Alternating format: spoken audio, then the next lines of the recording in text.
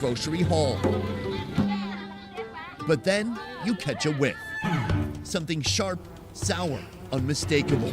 And you realize this market has a signature food that comes with a signature smell. Right now there's bowls of these fermented fish all around us. The odor is undeniable. This is ikan pekasau, also known as fermented fish. My eyes are almost watering, and for a second I was paranoid because I thought it was me.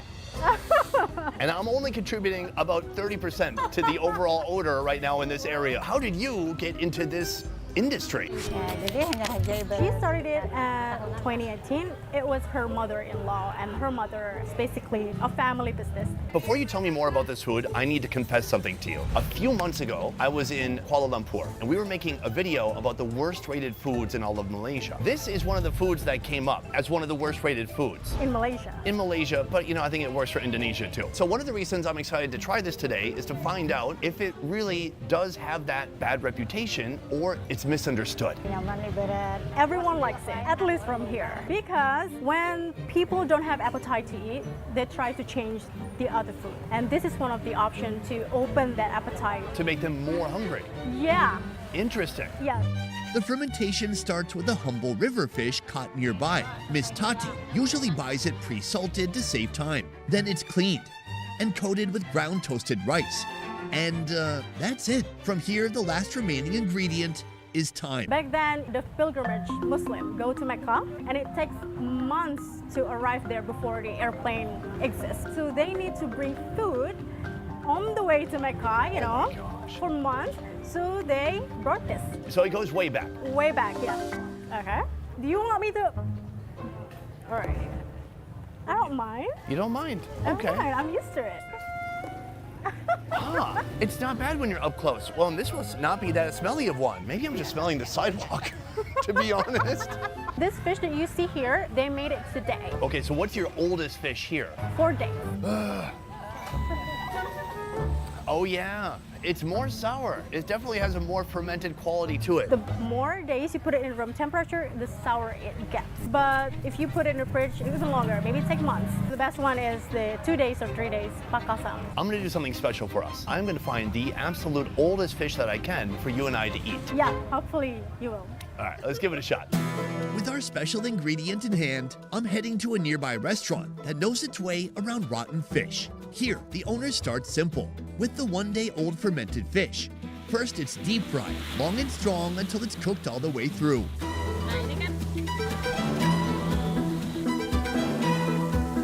Then comes the punch. Onions, garlic, chilies, and toasted rice hit the pan. Finally, she adds a mountain of green and red chilies, cooked down until everything sings in unison. Is the 1-day-old considered fermented? It's just 1 day. Still fermented because of the process. So I've got some entire whole pieces of fish here. What if we just try a whole piece of fish? All right, let's go. Cheers. Right now, America has a shortage of over 20,000 gunsmiths. And that means... Okay.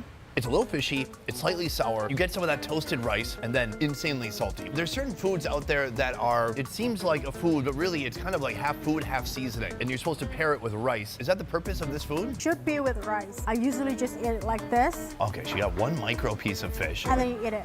That's it? Or I like to use sambal. I don't want to take it too much because it's spicy. No kidding, you have like almost no fish and almost no sambal. Essentially a rice ball. I'm gonna mix that together and toss it back. Oh, it's spicy. Oh my God, it's spicy. Crunchy garlic, crunchy bits of toasted rice. The fish are crunchy too. You mix that with the sambal, crazy, hot, citrusy. It's a pretty good combination. I gotta say, I think this is one of those foods that is misunderstood. Thank you for saying that. I think the reason is because people go to the market and they smell it and then they shut it down. They're not interested from that point on. But then there's this. The 4 days one. And this could be a problem. This is the oldest fermented fish I could find in the market. But even at just 4 days, this school of fish emits a funk that'll make your eyes water. Just like before, it starts with a long, patient deep fry.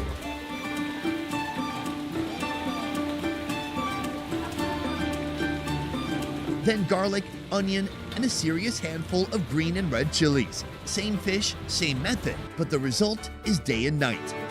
So in a matter of 4 days, it's completely decomposed. And I'm digging my hand in here now. It's all just mulchy kind of, I don't know, you can see the fibers of the meat, you can see some chilies, but it's really just like falling apart. This is a very different texture. There's no whole fish remaining. I'm gonna put some of this on top. I'm gonna hit that with a little bit of sambal. It smells sour, but let's see what happens when you mix it with sambal and rice. All right. You ready? Yeah. Cheers.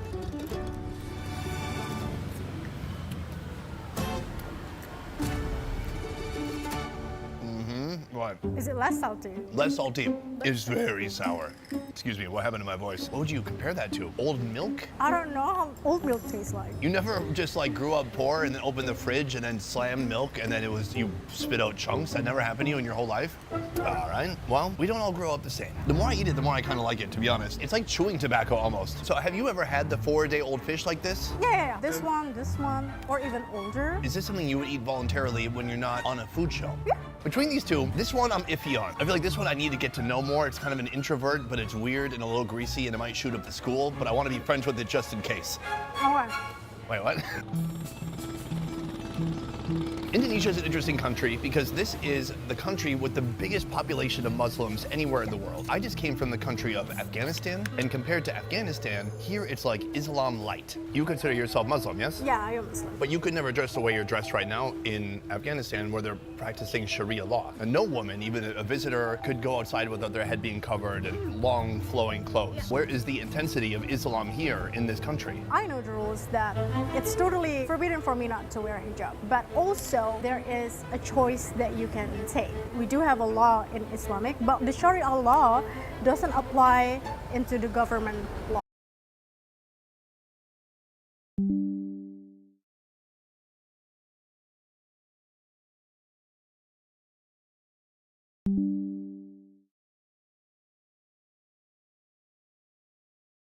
Is practically taboo.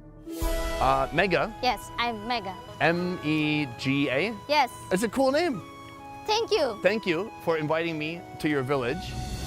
An hour's drive from Barabai, deeper into the countryside, will bring you to Cambiyan Village, home to one of Borneo's native ethnic groups. In your house, how many people are there? 7 and brother-in-law and sister 2, sister 3 and sister 4 and That's a lot of sisters.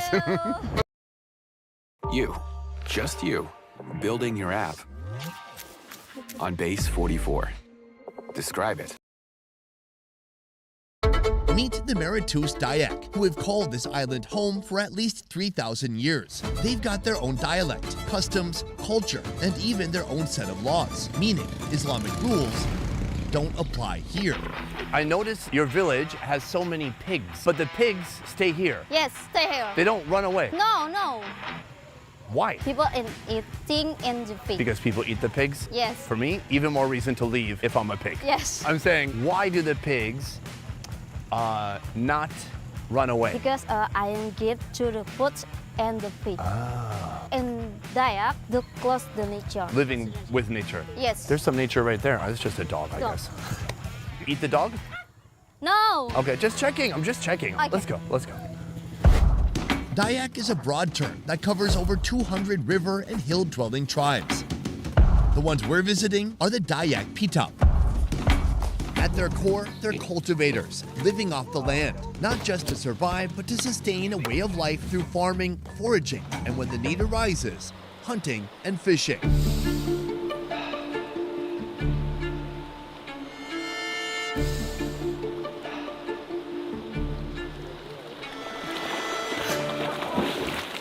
How often are folks in this village eating fish? Sometimes. They say they're very dependent with the river to get the food resources like fish. But the most important meal for them is the veggies. Fish is not exactly every day. Maybe every 3 days or something. But also, they're not doing it every single day though. You know, they're going to the market as well to buy fish. What's happening more often? Going to the market or actually spearing a fish? The market. Come on, they're going to the market. How about spearing a fish at the market? I'm welcomed by the villagers with an introduction the best way they know how, through food. First, a local river fish is scaled, gutted, and portioned. Then marinated in garlic, turmeric, chicken powder, and salt. While the fish fries to a golden crisp, the sides come together in another pan. Batch 1, boiled pea, eggplant, and onions. Batch 2, boiled cassava leaves. And Batch 3, boiled eggplant and tomato. This here, usually without the meat, is what daily breakfast looks like in this corner of Borneo. This is a mega welcome meal. Her name is Jelawat. Her name is... Jelawat. Whose name? The fish. The fish. Her name. Oh, I didn't know you were talking about her. I thought you might be talking about her. Also, hello. Nice to meet you. So are people here also eating with their hands? All right. We've got some rice. We have some greens or some veggies. And then we have the actual fish right here. Shall we give it a shot? I find the plant to be kind of bitter. When you get some sambal on there, it's fishy, it's smoky, it's full of chilies. It's very good. But then here we have the fish. Oh, I like that. It's very fatty. It's opposite of tilapia. It's not tender and flaky. It's like a big, bold, fatty fish. It's very nice. But here's what would make it even better. Some sambal. Oh, that's life-changing. Who made this sambal? You made it? Wow, I'm very impressed. Can everybody make sambal? Does everyone have their own recipe? Yeah. This is a completely different part of Indonesia. Have you been out here before? This is my first time as well. So for you, what are some of the differences that you see? The pig. Well, but as a Muslim woman, you're not horrified? As long as I don't touch it. It's Okay. haram to touch it. You can't even touch it. I can't. Ooh, but they are kind of cute. Yeah. Okay, see, it's tough to admit, but later today, we're gonna be having one of those pigs running around the neighborhood. We're gonna find one, and we're gonna...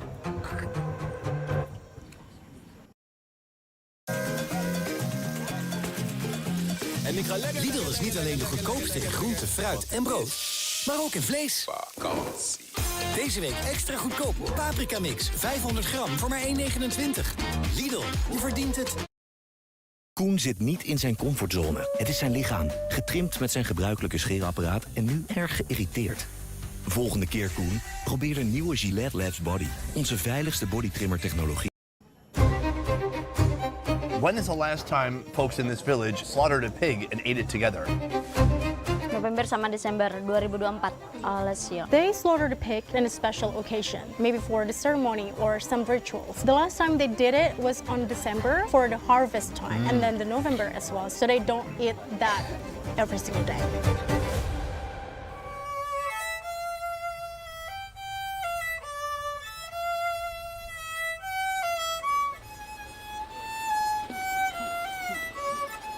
Before any animal's life is taken, a prayer must be offered. A ritual asking their ancestors for permission and honoring the life that's about to be given up. I've heard of the Dayak people believing in something called animism.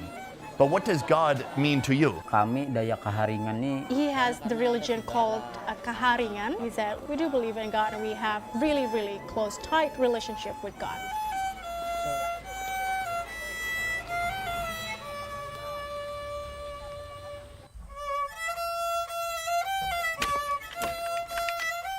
After the slaughter, the pig is doused in boiling water, softening the hair for an easy scrape. Then comes the butchering. The organs are set aside, saved for another dish. The rest is chopped down into bite-sized pieces, ready for the fire. Meanwhile, cooking vessels are being constructed from the very nature that surrounds us. Bamboo. They're very thankful that they live in this very rich nature so that they can use every single thing. So it's basically having the relationship with nature and then they'll be able to use it as a daily life. Nice. I like that guy just started smoking. He couldn't stop smoking for like 5 minutes. He's smoking already. The organs are carried to the river, washed clean by the same waters that feed the forest. Quietly, they're slipped into bamboo, untouched by spice, left to speak for themselves. The meat tells a different story. It's kissed with tamarind, patikala, wild herbs, brown sugar, cinnamon, MSG, garlic, onion, and salt. Everything is tucked into bamboo before its final destination, the flame. Have you ever eaten pork in your life? No, never. I grew up with the mindset that it's haram, so I grew the resistance towards it.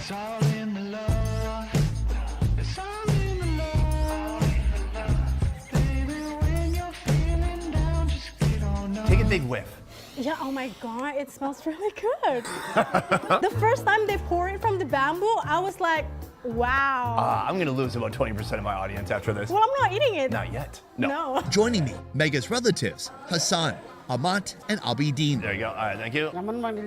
He said it's been a while and he's like mouth watering. Before a single bite is A taken, little bit of protein. a prayer is offered, an expression of gratitude to their ancestors and to the gods. So this is really interesting. Right here, this is something you can eat because this rice was slaughtered in the halal way. In this village, no meal is complete without rice. Here it's cradled in banana leaves and shoved into bamboo tubes. Water is poured in, and then, like everything else, the fire takes over. Slow, steady, and rooted in tradition. The rice becomes the plate, the eating vessel. Right here, we've got a piece. There's some fat and there's a thick skin. That's really good. It's amazing how tender the pork can get in a short time in that bamboo. But the spices taste a bit light. I taste MSG, of course the juicy, delicious pork, and turmeric. It's like kind of the main flavor. So you can imagine it, but don't imagine it too hard. Does it meet your standard? Kurang garam. And it's more salt. It doesn't meet your standard. That's so funny. He's criticizing the food. I love it. For you, what does it mean to be Dayak? Being Dayak is really cool because they can eat everything. Far fewer restrictions when it comes to the diet. You don't need to have special people slaughter it, just eat what you want. In general, the meat, 100% delicious, but then there's this over here. These are the organs, lungs, liver, kidneys, whatever fun stuff is inside, it's all right there. Yeah, the liver is pretty intense, a little gamey, a little dry and chalky. Organs are very good for you, especially liver, but the meat is absolutely delicious. I'm curious, in a part of the world that's almost all Muslim, I mean, how does that feel, being somebody who belongs to a tribe that has completely different customs and traditions? Nah, ginilah, artinya kami... Of course there are challenges being Dayak, but specifically he cannot reveal what it is because it's forbidden. Does he mean like legally? Unwritten law, I would say. That's interesting. But overall, he's very grateful and being really, really proud being Dayak. He has a really strong connection with nature as well. So he owns this land and he's really proud of it. Do you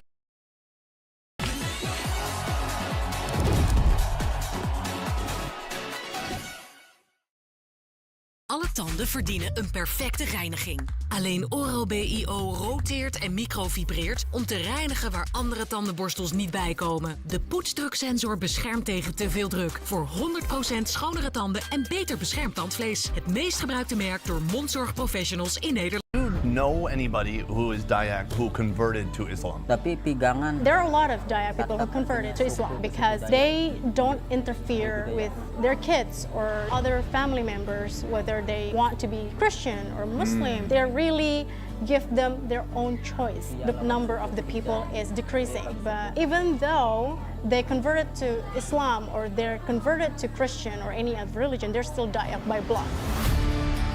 So 50 years from now, do any Dayak people remain, or do they get swallowed up by the mainstream of Indonesia? Dunia ini masih ada. As long as the earth still exists, as long as the sky still exists, he said, the Dayak people will still be existing. Tidak pernah hilang Dayak. It won't be gone, is that. After exploring Indonesia's culinary contributions to Asia's biggest island, we're ready to take on our Chinese contribution to Malaysian Borneo's cuisine. Many of the Chinese here descend from a little more musculature and soft bits around the eye and some skin. It's almost like a pork skin, like a braised pork skin. These are the lips? Oh, that is. That's the lower lip right there, I believe. There's some like soft flesh really just hanging off the bone. It's pretty easy to peel off. Well, you can taste the skin right away. Very fatty, gelatinous. It's very silky, right? You're calling it silky. Yeah, okay. I can see that. And then the meat is a bit sticky. It's really broken down. It's almost like eating tuna head. So what do you think of the lips? I tasted better lips. French kissing a grouper is odd, but Chinese fish head soup is globally known. However, my encounter with our second ethnic group, the Kadazan Dusun, will bring me to a dish you won't find outside Malaysian Borneo. I'm told that the seed that is used in making this dish is poisonous.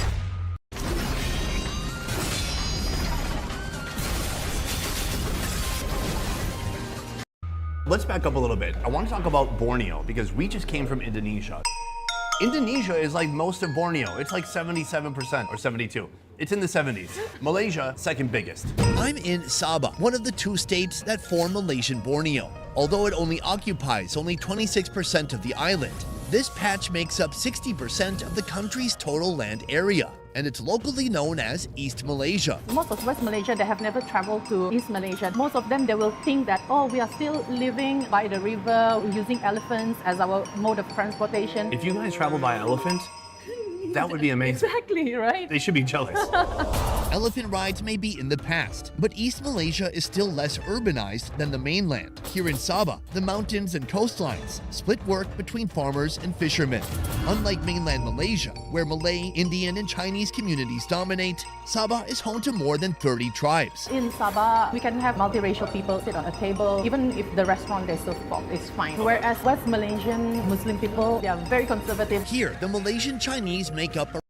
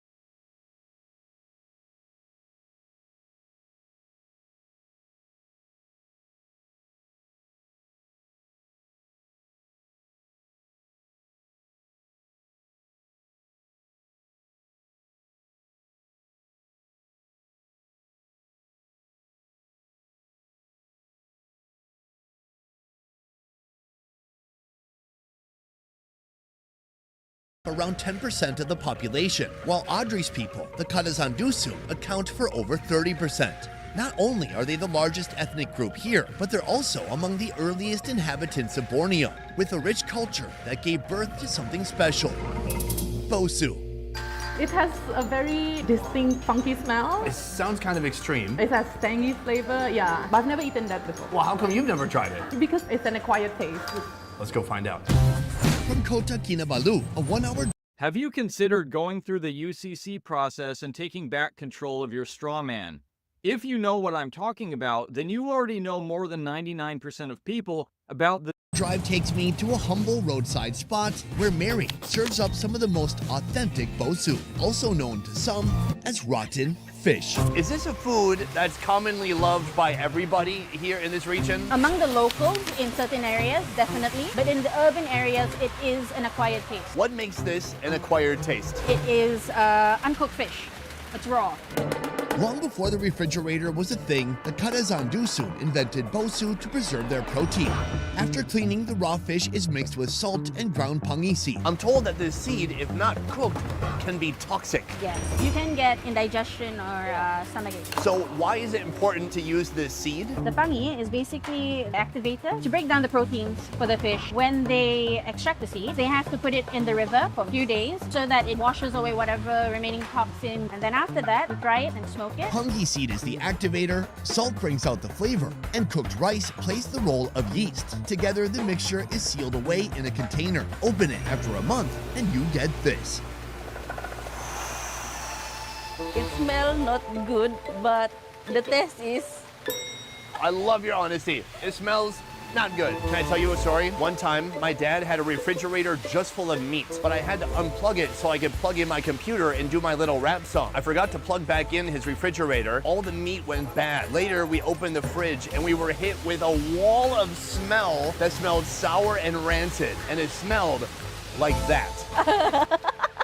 Oh, wow. So it's rice. Rice has soaked up a lot of that sliminess, but then there's big chunks of fish inside as well. This is remarkable. So many different countries make different types of fermented meats. In the Faroe Islands, I had lamb that was slowly decaying for months at a time. In Cambodia, you can find prahok, essentially rotting, salty fish. And here we have this. This is like the peak, the summit of intense fermented smelliness, and I cannot wait to try it. This is some of the most unique food I've come across anywhere. You've never had this before. Yeah, I've never. But you have, right? Yeah, of course. Can you call yourself really a proper Kadazandusun person if you've never had this dish? At 35 years old, I'm gonna try it. For the first time? For the first time. This is something we could warm up with. This is what you call sinalaw. Sinalaw is basically meat smoke. Olden times, you didn't have refrigerators or any way to store meat. In order to store it, they would smoke it first and then keep it for another day, that type of a thing. So essentially smoked pork. Yeah. So you squeeze. All right, hit it with a little bit of citrus and then just grab it. That's good. It's smoky, it's salty, it's sweet, and the calamansi is a nice hit of acid to break up some of that fattiness. I love it. But then we come upon this. This is like an entry-level bosu. Smoked pork is sliced into more manageable pieces. Then comes the trio of salt, pungi seed, and rice. Mix them up, seal them tight, and serve once the fermentation has done its job. How old is this, do you think? About 2 weeks. When you mix it, there is a fermentation period that you need to wait. So it cooks all the way through naturally. Yeah. Ooh, also sour. Luckily, here we have something to cut that fermented pork. It's red barrio rice. It's very nice rice. I feel like I don't even need to try this. The rice feels like enough, you know? No, you need flavor. We need flavor. Okay, I'm gonna go for a respectable piece of pork here. Maybe that's too respectable. So have you had this one before? No, never. Both of this. All right, fermented pork here in the hills of Sabah. Yeah.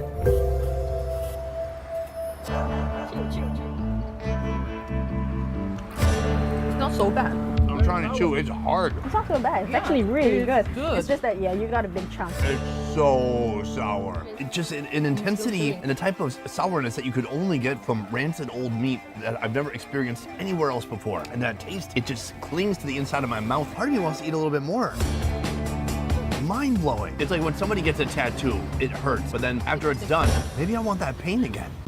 So that is like level 1, but right here we have level 11. This is the same thing, but with fish. Is this a food that undeniably belongs to the Kadazandusun people? Well, yeah, I mean, definitely.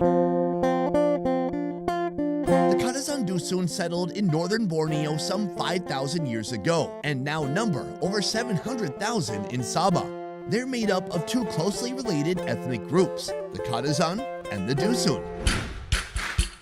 The Kadazan Dusun are masters of rice fields, jungles, and livestock, but they stand out most for their strict tribal laws. Laws that can mean handing over a buffalo if you do something wrong. But more on that later.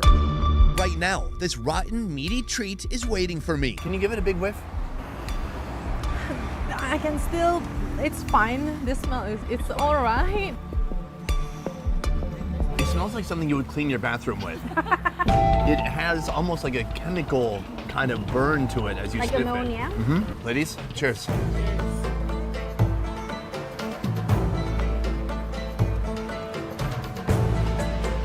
Quick question. How old were you when you got your first social media account? Some people are just now learning about...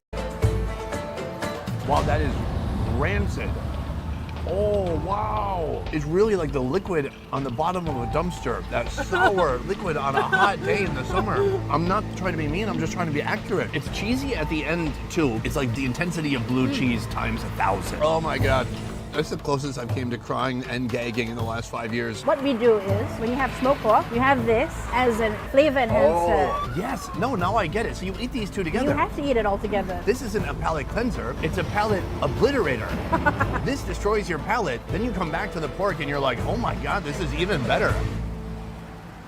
This has never tasted so good. That bosu might have murdered my taste buds, but today's final meal could finish me altogether. Have you heard people dying in Borneo or in... Yes, in KK itself, Kota Kinabalu. They consume the pufferfish and then they die.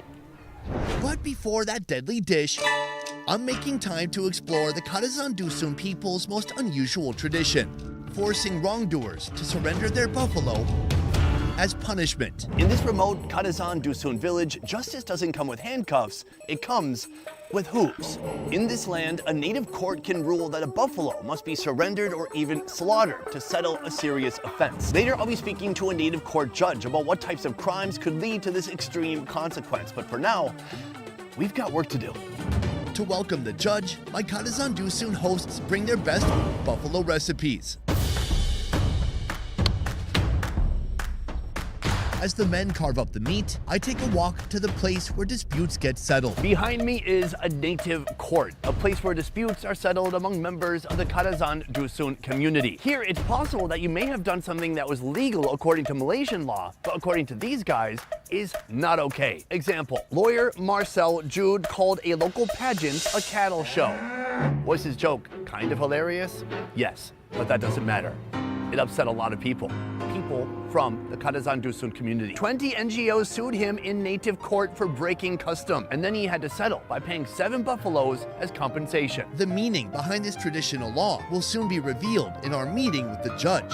Right now, the protein for our main course is ready. Right now, preparations are underway for a dish known as kava. This is a countryside buffalo soup. One thing that's special about the buffalo is that this is the ultimate communal animal. It is big enough to feed a lot of people, but expensive enough that it's not ever casually slaughtered. When a buffalo is slaughtered, it means that there is a special occasion and that a lot of people are gonna be showing up. And it's special because, I mean, look at the size of these organs. Right here, buffalo heart, absolutely gigantic. We're making use also of the buffalo lungs right here, big and fleshy, that's good. That is the noodles of the internal organs. Intestines. We have the buffalo liver. Not even all of it, maybe a third of it. The rest of the liver is for sale on the black market. Get in contact with me if you have like a buffalo with a bad liver and you wanna, let me know. The liver, heart, lungs, and meat get chopped into bite-sized pieces. However, the intestines need a good hour-long boil to tame their smell. While that simmers, a smoky fragrance lures me to the far end of the outdoor kitchen. I don't care where you go around the world, when a giant animal like this is slaughtered, somebody's cooking the main food, and then on the side, somebody's always grilling some barbecue like this. Some little bites that people can eat immediately. Right here, we have big pieces of buffalo steak. I gotta say, this is not A5 Wagyu. This is very, very lean protein. What part of the animal is this from? The leg. Back leg or front leg? Back. Was this buffalo right-handed or left-handed? Actually, it doesn't matter. I know it doesn't matter. I'm just trying to make content. Julius and Sanders are my partners in crime for this sneaky pre-meal snack. They simply season the leg meat with a sprinkle of salt and pepper, then pop it on the grill. Oh yeah, just like ripping a phone book. Easy. Here, do you want some? Okay.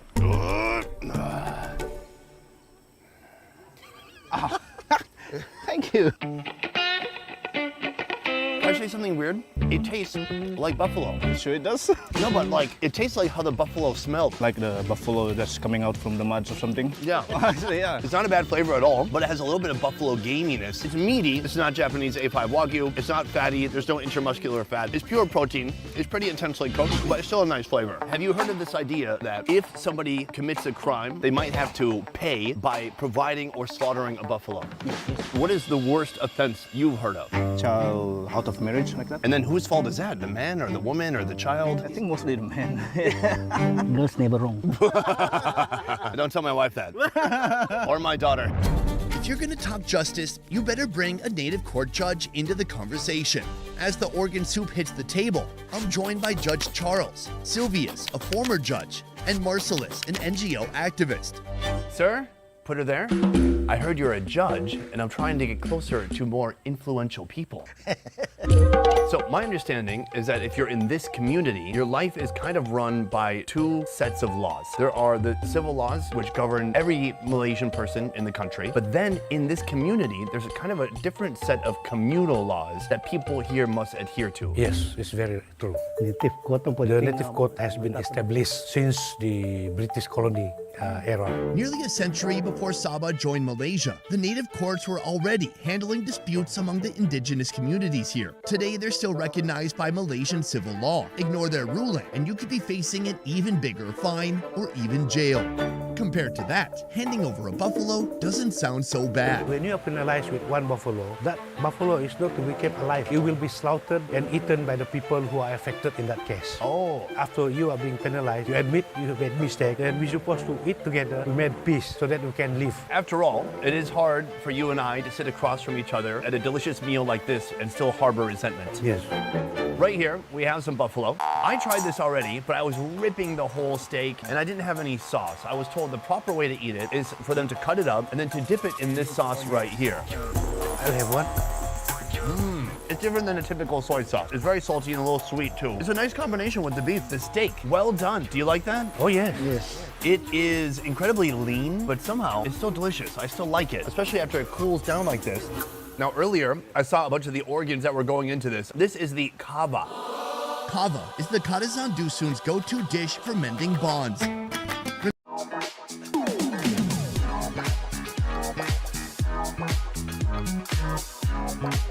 Remember those boiled intestines? They're chopped up before joining the other protein bits, all waiting to dive into the wok. The wok sizzles to life with oil, garlic, shallots, olives, ginger, chilies, and a mixture of curry, chili paste, and more olives.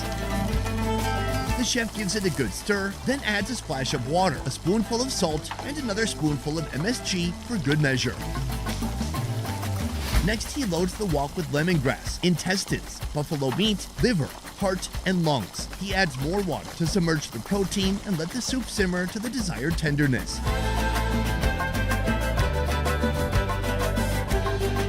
Should we try it out? Yes, yes.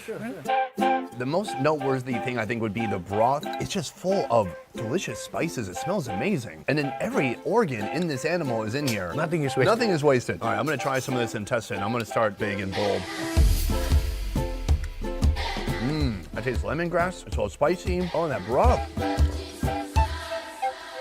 Wow, the broth is delicious. You can feel the curry. Yeah, the intestines, very good. Chewy, clean, everything's really tender, broken down. I put the rice into the broth. Yes. It's so good. Beyond the organs, it's also just full of meat. Mine has a big bone in it. If I lived in this community, I think I'd be trying to make conflict between people, so it needs to be resolved. You guys are fighting a lot. Maybe we kill a buffalo and I come over next Friday? This is my last meal with the Kadazan Dusun before heading out for the pufferfish. And if the pufferfish does kill me by the end of this video, the villagers have expressed clear concern for me. They say, listen, if this is prepared incorrectly, we're worried that something's gonna happen to Sunny and Sunny may die. I'll go out gladly with kava in my belly and hopefully some hot gossip in my ear. What are the offenses that could cause somebody to be forced to slaughter their own buffalo? The classic one would be if you go and touch somebody's daughter. That would be one buffalo. One case that he have seen is a married man marry another woman secretly. So when the wife found out, he brought it to the native court and he was penalized 1 buffalo. That's tough because I don't think that man and his wife had a yummy meal together and everything was fine. He also have to pay penalty 1 pig for each of his children. Wait, for each new child? No. For the children he had already? Yes. It's creative. What is the most extreme case you've ever heard of before? I think you heard of that case. The lawyer who was penalized 7 buffalo. 7's a lot. 1 buffalo is about 6,000 ringgit. Why is it so important to have these native courts and to continue this tradition? Because it preserves the identity of original people here and also help maintain peace. After trying Malaysian Chinese food and eating alongside the Kadazan Dusun, it's time to leave the land and venture into the water to meet the Bajau people of Borneo. A 10-minute boat ride from Kota Kinabalu brings me to their village. Here, I'll soon face a giant, poisonous pufferfish. This one looks like it's pregnant. It's huge. Roslyn, good morning. Good morning. A historian with Bajau roots, Roslyn is my guide to this water world. Thank you for meeting me out here in the ocean. Can you tell me more about where we are right now? Okay, Sandy, we are in the Gaya Island. Here, inhabitants are the Bajau people. It's around 3,000 of them, and they build houses on the water. The Bajau make up about 16% of Sabah's population, making them the second largest ethnic group in the state. They live in stilt houses off the east coast of Sabah and spend their lives entirely on and beneath the water. I'm here to see how they live, how they eat, and what challenges they face. There's a boat behind you, actually. This is full of divers who are going to be diving for a food that we're going to use for our lunch today. That food is the sea urchin. The Bajau people, they are known as the free divers. They can go as deep as few meters down the water and they can hold their breaths 10 minutes like that. But here maybe they use the tools. They have their own flippers and they use tanks to make them easier to look for foods. They are after ordinary fish and they also look for sea urchin. They also look for pufferfish. The Bajau's ocean bounty is both their main source of income and nourishment. Most of their catch is sold at local markets, while the rest ends up on their plates. For our lunch, the sea urchins are turned into a dish I have never seen before. When you look at something like this, is this food that you had growing up? This is their food since the younger days. They ate this food every day. Joining Roslyn and me, 2 divers, Ramzi and Armando. So we have 2 things here. We have sea grapes, or kind of a sea grape salad. I think we could start with that and build up to this. Sea grapes that have been seasoned with MSG are topped with green mangoes, tomatoes, red bell pepper, and onion. A splash of vinegar and a squeeze of kumquat juice seal the deal with a citrusy zing. This woman in Kansas City searched her name and found $6.1 million in unclaimed money. Like, what? Wait, you don't know about unclaimed money? This is something... It tastes of the sea, very briny. It's got some spice and sour too. It's not like typical sea grapes that I would have at a Japanese restaurant. They're more like the part of the sea grape that's kind of popping. But this is more like the stalks and stems of the sea grapes. But it's very enjoyable. These are not sea grapes from the market. They just came to the sea and they can found this. They just take it from the water. Do you have to go far from here? Around 3 miles. How many kilograms are you getting at a time? Around 10 kilos. That's pretty good. And then they're free. 22 pounds of salad. Take it home. I mean, look. There's hunters and there's gatherers. If you're hungry enough, it's time to go gather. We are the gatherers? Yeah. Speaking of hunting, we have these right here. Plucked straight from the sea, the urchins get a rinse in seawater before losing their spikes. The sea urchin is cleaned and its guts are discarded. The shell is filled with rice and topped with the sea urchin's meat. Our cook seals each shell with lemongrass leaves and a toothpick. Then she lets the steamer finish the job. The cooking techniques we see today have been passed down through generations of Bajau. The Bajau people have been around in the sea for centuries, as early as 14th or 13th centuries. They can be found in Indonesia, in Malaysia, and the Philippines. Long before they settled here in Sabah, the Bajau have been called sea nomads and sea gypsies, people who lived adrift, crisscrossing the ocean, migrating from the southern Philippines, and eventually settling in Sabah in the 15th century. This recipe is a nod to their Filipino roots. Before we get into this food, I would love to hear a little bit more about your background. We're at your house right now. Can I ask how old you are now? 63 years old. Having been born here, growing up here, how has this place changed over 6 decades? Those days they live in backwardness, but as the time goes, the government helps them to build houses, to build wooden bridge, shelter, foods, and provide them with job opportunities, and then modernize them. Which of these improvements has had the most profound effect on your life? Electricity and water, fresh water. So what do you most need electricity for? I mean, it's not for air conditioning, I can tell you that. But they do have fans out here, they have TVs out here, they have lights, they have iPhones, and karaoke. Karaoke, of course. Of course. I saw a giant karaoke machine in the other house. That's how they're having fun, I know it. From here, we should dig in. So he uses a toothpick to remove the leaf. He breaks it open. Nice. This is the first time I've seen people cooking rice inside, then cracking open the whole thing. We just reach in, we grab some rice, there's some sea urchin there too, and we toss it back. Toss it back. That is creamy. The rice has kind of become one with the roe inside, the uni, if you will. Very nice flavor of roe. Fatty, a little bit sweet, and just a little bit of that nice seafoody flavor, just like eating a crab's head. The rice has almost become like a tropical risotto. Super soft, very saturated. This is good for him because, well, do you have any teeth? Oh, he has no teeth. He has artificial teeth. Where are they? He don't use it. That's like the biggest flex ever. Yo, I got fake teeth, but I don't even wear that shit. I'm straight gumming it. While we enjoy lunch, a hunt is taking place underwater. The target? A pufferfish.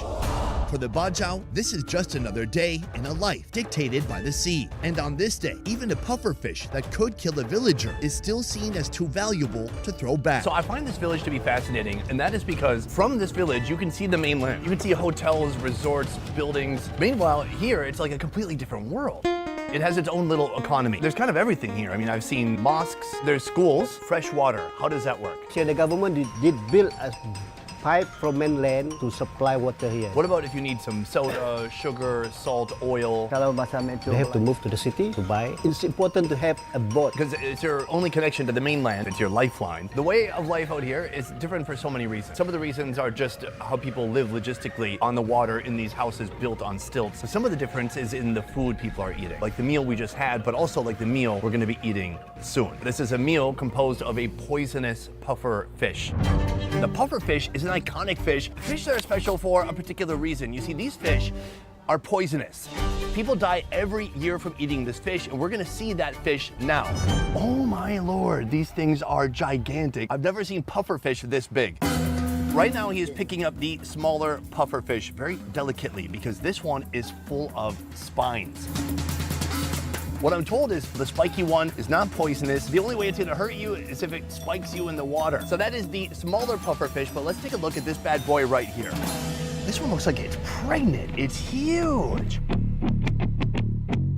Look at that skin, absolutely gorgeous, beautiful. It looks like it has a beak. This is the giant poisonous pufferfish, a fish that I've tried before in Japan. When you prepare it in Japan, chefs need a special certificate, and that is because if you prepare it the wrong way, you will die. And you won't die a good death. A Japanese guy told me one time how you'll die if you prepared the wrong way. Poison hit my muscle quickly. I can move. Finally, we cannot breathe.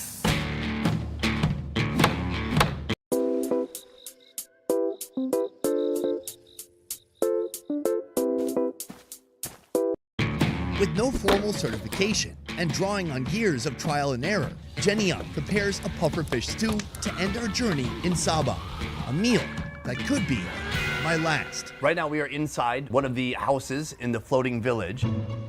I gotta say, I've been to a lot of different floating villages before. This is the nicest floating house I've ever been on. I've been to some floating village houses where you look through the floorboards. Whatever you drop, it's going down and some kind of sea creature is gonna eat it. Here, normal floors, TV, giant karaoke system. Did you expect this? No, that definitely did not. This is Carmen, the only mainlander we could find willing to join me for this risky experience. The recipe is said to be so tasty that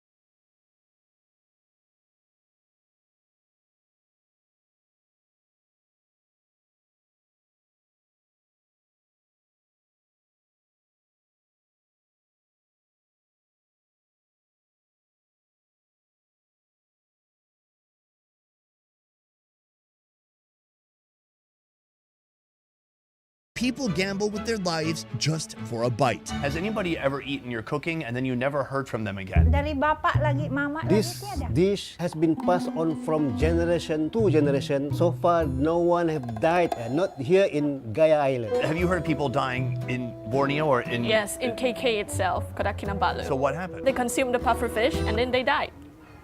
When preparing the pufferfish, a villager first removes the skin because all pufferfish skin is toxic. Then they count the gills in the belief that if the fish has 3 gills or fewer, it's safe to eat. But science says toxins come from the fish's diet, and the liver, by far, is the deadliest part of the pufferfish's body. What I did not know on that day was that they kept and prepared the liver as part of this deadly dish. First, the fish is chopped, and its meat is boiled with the liver. Once cooked, the bones are... Did you know that your name and identity was turned into a straw man legal entity right after you were born? Maybe you already knew that, but here's the big... removed. In a wok, our cook heats oil and tosses in carrots, onions, and garlic, followed by a fragrant bundle of lemongrass. Then comes the sliced fish liver, seasoned with MSG, salt, and bouillon granules. Finally, the tender fish meat is added. Even with the danger at hand, the aroma rising from this wok is impossible to resist. So in a moment, we're going to be trying this food, but first I want to read some information that I read concerning what we're about to consume. It might cause alarm, and it might change your mind as to whether or not you want to try this food, but I think it's important that we read this information out loud. Okay. First of all, if you take one bite of the wrong part of the fish, you can die. In 10 to 45 minutes, you can experience numbness, tingling, or nausea. Well, guess what? 39 minutes ago, our cook here took a bite. She took a bite on camera, and so far, you feel okay. Yeah. No numbness. No numbness. Feel good? Feel good. That's a good sign. Next, within 1 to 2 hours, you will experience muscle paralysis or difficulty breathing. By hour 4 or 6, respiratory failure and death may occur. There is no antidote. That's the best part. Did you know that? I don't know that. The treatment is just trying to keep the person alive until the toxins have cleared the body. Still up for it? Yep. Still up for it? Let's go for it. You want to make some prayer? You know what? I'm not even religious. I would love to do a prayer.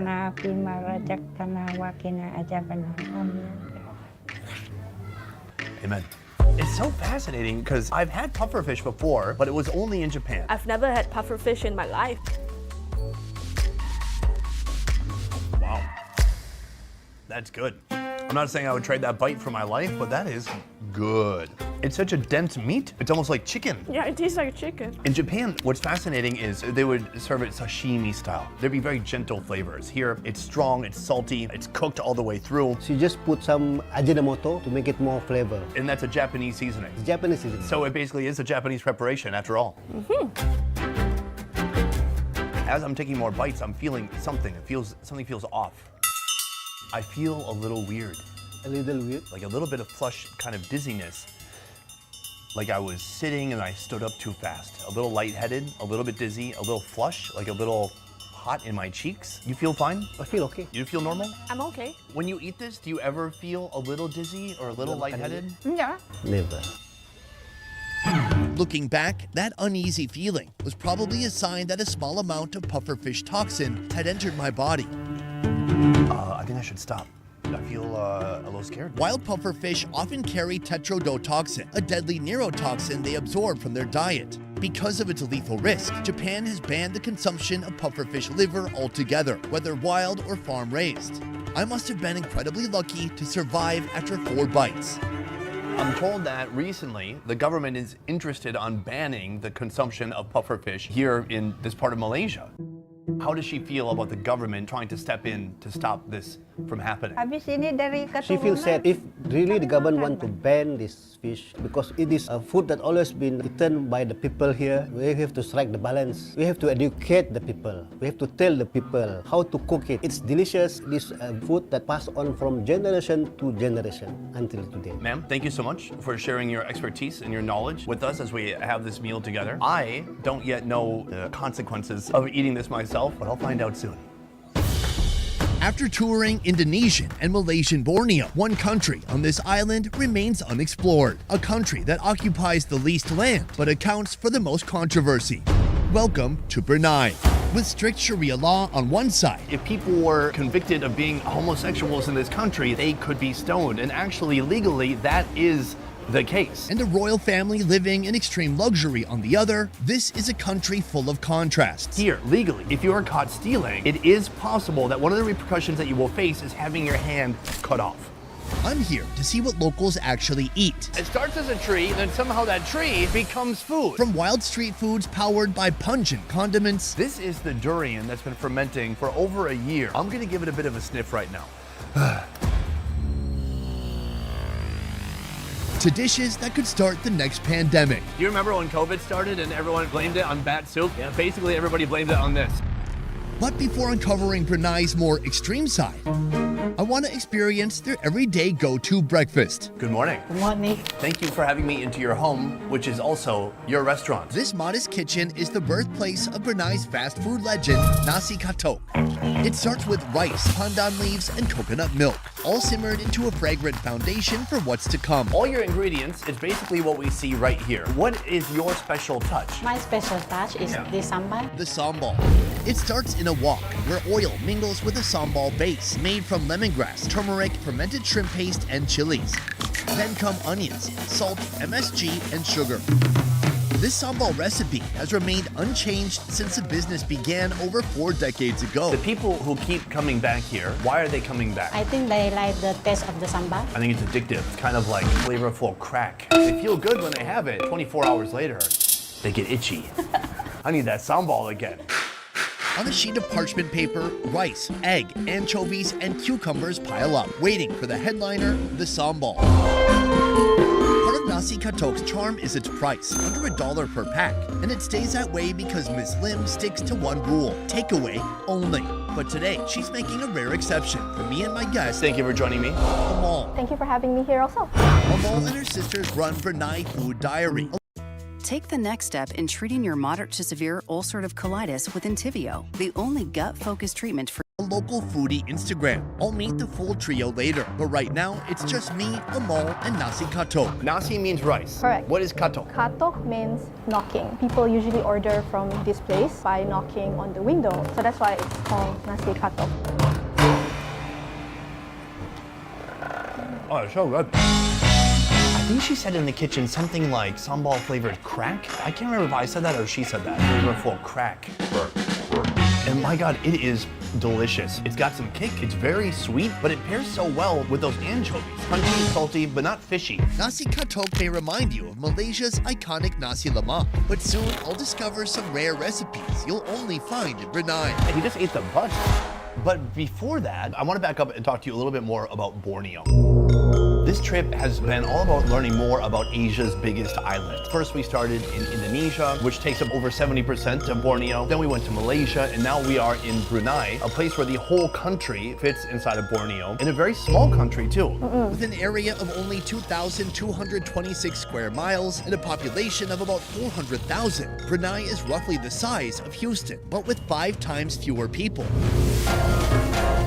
Compared to Malaysia's over 30 indigenous ethnic groups and Indonesia's 200 plus, Brunei is home to only 7 indigenous tribes, led by the dominant Brunei Malay. Because Brunei, it's literally in the middle of Indonesia and Malaysia. We have a lot of infusion dish that we get from Indonesia, from Malaysia, but we make it unique with our own ingredients. Still, this small nation has been at the center of some big controversies.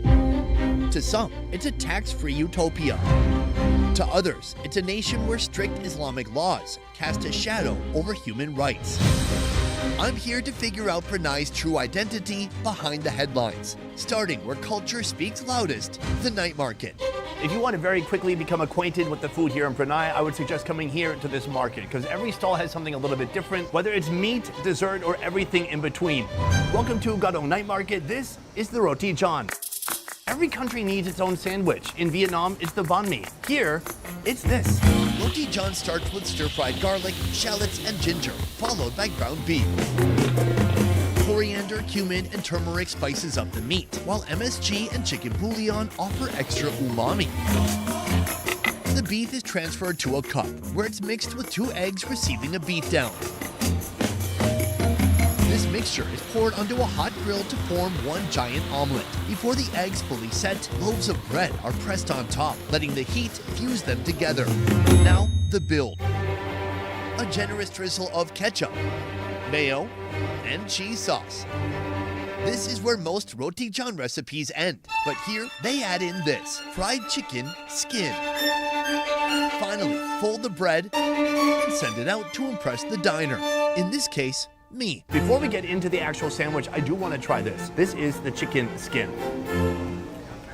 Oh yeah, it's so crunchy, it's so greasy, it's so satisfying. Whenever I get fried chicken, I always peel the skin off first and just gently lay the skin down on my tongue and take big greasy bites of that delicious fried skin. It is the best part of the chicken. Here, you don't even have to eat any meat, you can just eat pure skin and fat. Meanwhile, that crispy, crunchy texture is what's in here in this sandwich. The handleability of this sandwich, can I be honest? They usually cut this into about 9 pieces for you. I asked them to keep it in one solid log because it looks more beautiful.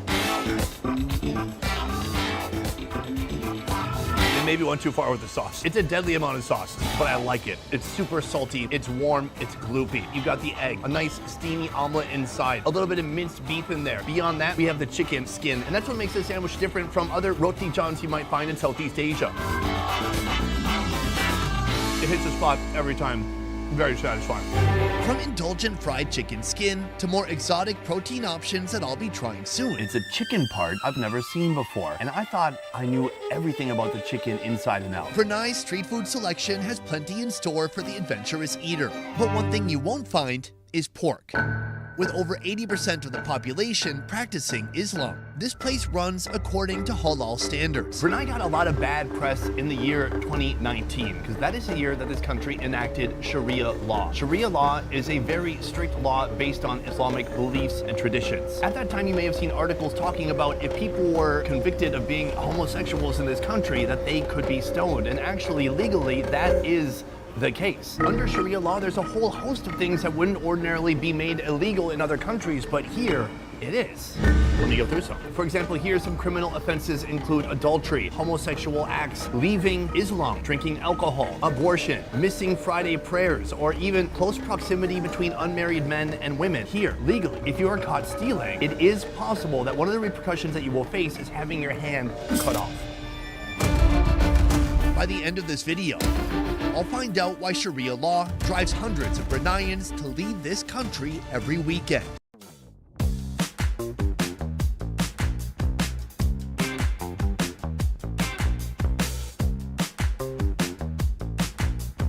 By the end of this video, I'm gonna fill you in on the real dark side of living in Brunei. But before that, I wanna talk about the good side. That's right, because there is one. In a moment, I'm gonna be meeting up with some locals, and I wanna hear what they say is the best part of living in Brunei. Ladies, look at us, just some ladies having a night on the town. Fun. Amal, Afika, Nabila, and one more sister behind the camera are arguably Brunei's most famous food bloggers with over 60,000 followers. That's nearly 1/6 of this nation, by the way. What do you think makes Brunei's food scene stand apart from anybody else? A lot of the base of the meat that we use honey. People love their food or their meat on the sweet side. For example, like this one. So we have some savory as well as some sweetness. These are chicken tails, marinated in coriander, cumin, fennel seeds, salt, sugar, and MSG. Once they hit the grill, they're brushed with honey to give them a sweet finish that suits the local palate. What makes it red? It looks like red glue. I think that's just for like an aesthetic purpose. Food coloring? Is that what it is? Yeah, it is. We call that enhanced. There's a bone inside, and I should eat the bone too? You can chew through it. Oh, that's good. There's a bone inside, but it's a soft bone, and then the meat is very fatty. It's soft, almost buttery. That sauce is one of a kind. It's just like a thick glaze on there. Sweet, savory, and smoky. So far with the foods I've had, it's all about the sauce. And whether it's sambal, mayonnaise, and chili sauce, there's a lot of sauce going on. We like our food to be saucy. Aside from the chicken tail, we also have this. So this is the beef lung. This cow was a smoker. Why is it so black? It's all the glaze actually. Prepared with the same marinade and honey glazing as the chicken tails, skewers like these are the locals' go-to for a quick flavor-packed bite. You love it? I love it. It's one of my favorite things actually. It's almost like eating meat candy. It's sweet, it's got a little bit of kick, and there's a very unique texture. So far, I feel like I've tried a lot of the everyday food here. But next I want to transition more into the traditional food. This being an example right here. This is what we call pulut panggang. Pulut panggang translates to grilled glutinous rice, and the name doesn't lie. Sticky rice and fermented shrimp paste are wrapped in banana leaves, pinned shut with toothpicks, and grilled until smoky and fragrant. Oh, fermented shrimp paste. Smell. That's intense. It tastes traditional. It's super simple. It's just super saturated rice that's become sticky, and then it's got fermented shrimp paste to give it a lot of kick. It's got plenty of flavor. This is like a food that your grandma would give you because it reminds her of her childhood, and she's trying to pass that nostalgia on to you. You described it perfectly. Yeah, every time we go to an elderly's house, like our grandma, our grandpa, these are one of the things that they would serve to us. So you three, you were all born and raised in Brunei, is that right? Born and bred. As people who grew up here, what do you like about this country? Being the obvious, we have like free healthcare. Free healthcare? Yes, as well as free education. Including higher learning? Yes, our government is quite generous. And the community here, it's very close-knit. Everyone knows everyone, and I just like the vibe. We don't have high-rise buildings, we don't have theme parks and all of that, but we have family here. That's what is more important to us here. From what I'm hearing, the story of Brunei is a lot more complicated than what you see in headlines. So how does this government manage to support its citizens so well? And if people love it here, why is the rest of the world still raising concerns about human rights? To make sense of Brunei in the present day, I'll look back at its history through the lens I know best: food. Brunei's national dish is the best place to start. Right here we have two giant sago trees, and in a moment, we're gonna see how they turn this wood into Brunei's national dish. Right now, I'm at the only sago factory in Brunei, a place where towering sago palms enter as massive tree trunks and leave as ambuyat, the national dish of Brunei. But what happens in between? I've got a local documentary filmmaker to walk me through it. Ambuyat. Yes. The American mind cannot comprehend this food. Yeah. Somebody goes into a jungle, they cut down the tree, and then they eat the tree. Not exactly, but yeah, you're getting it. Well, how does it work? These trees are called rumbia trees. They cut it up into small segments, they remove the skin of the tree, and they put it into a machine, and that's what we're seeing here. The rumbia tree, or sago palm, grows abundantly along riverbanks throughout Borneo. Each week, this factory chews through a ton of raw material. That's about 4 or 5 of these massive trunks. First, the saw slices the tree into chunks. Next, the bark is pried off. Then the white core is chopped into manageable logs and fed into a grinder that turns them into granules. So right here, this is like a giant sieve or a strainer. And so there's all this stuff right here. Yes. This is the pulp. It looks like shredded coconut, but we don't want to eat this. Yeah, we don't. These little granules will be filtered through water. What we're eating is the starch that we're extracting from here. So the part that's falling through into Yes, the water. Correct.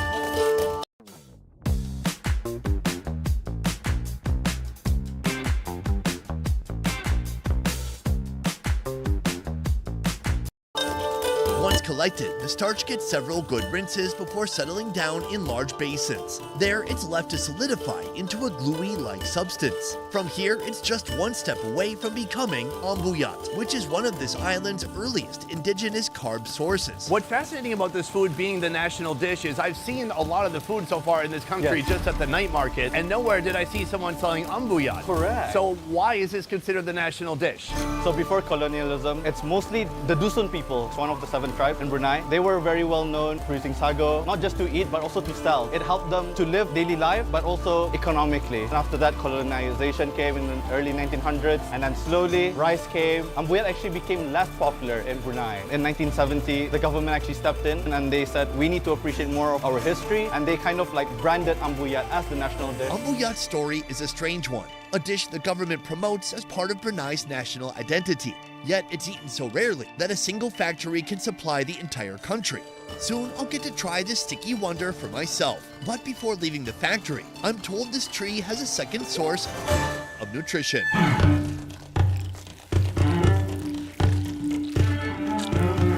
These are not coconut worms, but sago worms. Have you seen these before? This is my first time actually in real life. Why don't you just grab a whole handful of them right now to show the camera? You're biting me. They have big mandibles. I mean, they eat wood, but let's be fair, so do you. I do, yeah. Yes, you and these worms actually have a lot in common. Yeah. You both have the same diet. While healthy sago palms provide carbs, the Dusun people turn the dead ones into protein farms. Just leave a tree trunk out for 4 days and let nature take over. Is this good? Yes. Good. Nyaman ini. He always eats it. Yeah, oh, well, eat one right now. He just ate the butt, and then he left the mandible. Kepala. You don't eat the head. Out of respect, maybe. Yeah. Do you want to try it? Ooh, I thought we were doing it later. Are you gonna try it? I'll try it if you try it. I don't want to, but I want to see you suffer, so I'll do it. You go first. I want you to do it together. Together? All right, cheers.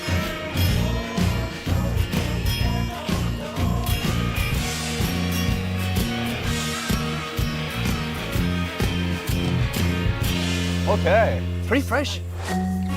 Oh my, what does it taste like? It tastes buttery a bit? It effing exploded in my mouth. But the flavor inside when it exploded wasn't that bad. There's a certain sweetness to it. The skin, it's leathery on the outside. It's thick. It's weird. So it's filled with protein. So this is perfect. We've got some starch. This is our protein, all coming from one source. If raw, wiggly flavors aren't your thing, don't sweat it. This place offers a stir-fried version. Welcome to Eco Pony's Garden, a rustic homestay turned restaurant serving up traditional tribal treats. On the table today, stir-fried worms, ambuyat, and a sauce that sounds like it came from a horror story. Inside this jar, the world's most smelly fruit has been rotting for over a year. It's called tempoyak, and I'm about to eat it. But before that, a curious little appetizer made from a chicken body part you won't find at KFC. In a moment, we're gonna be trying this dish. It's a dish I've never heard of before, with a chicken part I've also never seen before. And I thought I knew everything about the chicken inside and out. This is the raw fallopian tube.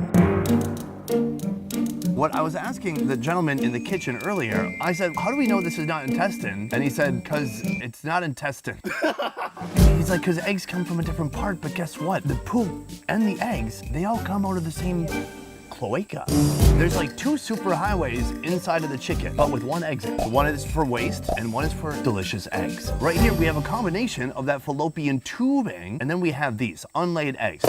This food is an invention of the Kadayan people, another indigenous tribe found here in Brunei.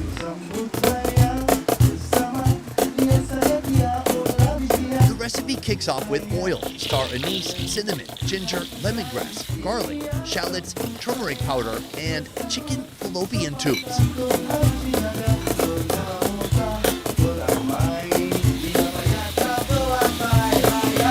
Next is what you'll find near the fallopian tubes, unlaid chicken eggs. Now, I've had unlaid eggs many times before in Southeast Asia. It's one of my favorite foods. Oh. It's fantastic. Have you had unlaid eggs? No. Oh, it's my first time. Have you had this? This is the first time. I love being able to come to a country and show people their own culture. Yes. A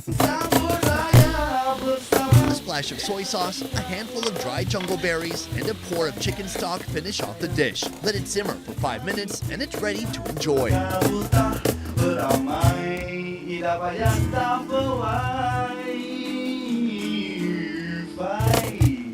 We quilt this city. Quilted modern comfort. 3 cushy layers that are so. Should we give it a shot? Yeah. First, we should try the egg. What I love about the unlaid eggs is the variety of sizes you get. You get these very big ones. Beyond that, you've got little tiny ones. These are like just barely conceived. Wow, that's really good. They're good, right? It's like the white part of the egg, but it's more flavorful. So it looks like an egg yolk, but it's nothing like that. And to me, what it's like they took the yolk and the white, mixed it together, and then hard boiled it. With this, you get both in one sphere. It's very nice. What do you think? A bit curious in the first place, but yeah, it's really good. But from there, we have this, the fallopian tube. This is where the inception of chicken life begins. Yeah. Let's give it a shot.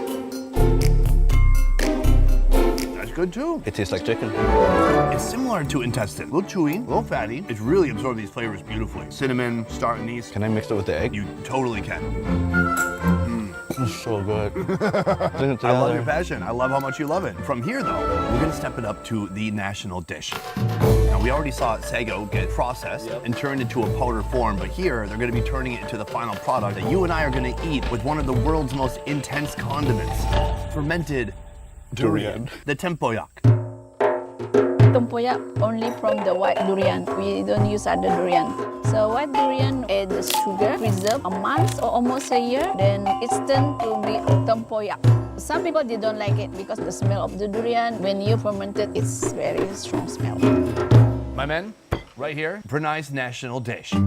Look at that, it's thick, viscous, it's just a big blob of flavor. The smell, it is sour, like a little fermented. Okay, smells like ambuyat to me. For storage, the gluey substance we saw earlier is dehydrated into sago flour. When a craving for ambuyat hits, just whip it up with hot water. Now, I understand there's some sauces on the table. Yes. We'll get to that. We'll get to that. But I think we should just try it how it is. Also, we need to practice using this. It's called chandas. You kind of like put it in, and then this is when you just serve. Oh. It's really good. So really get it in there, and then as you're pouring it out, spin it. Ooh, cool. It looks like glue, it's glistening, it's shiny, it's stretchy. It's wild that we're about to eat a treat. Got it? Mm-hmm.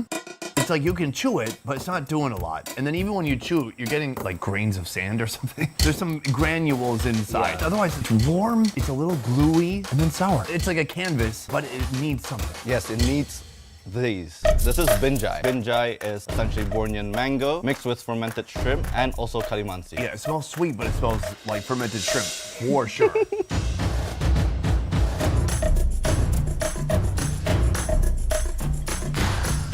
Wow. It's like an explosion of taste in your mouth. It's really intense.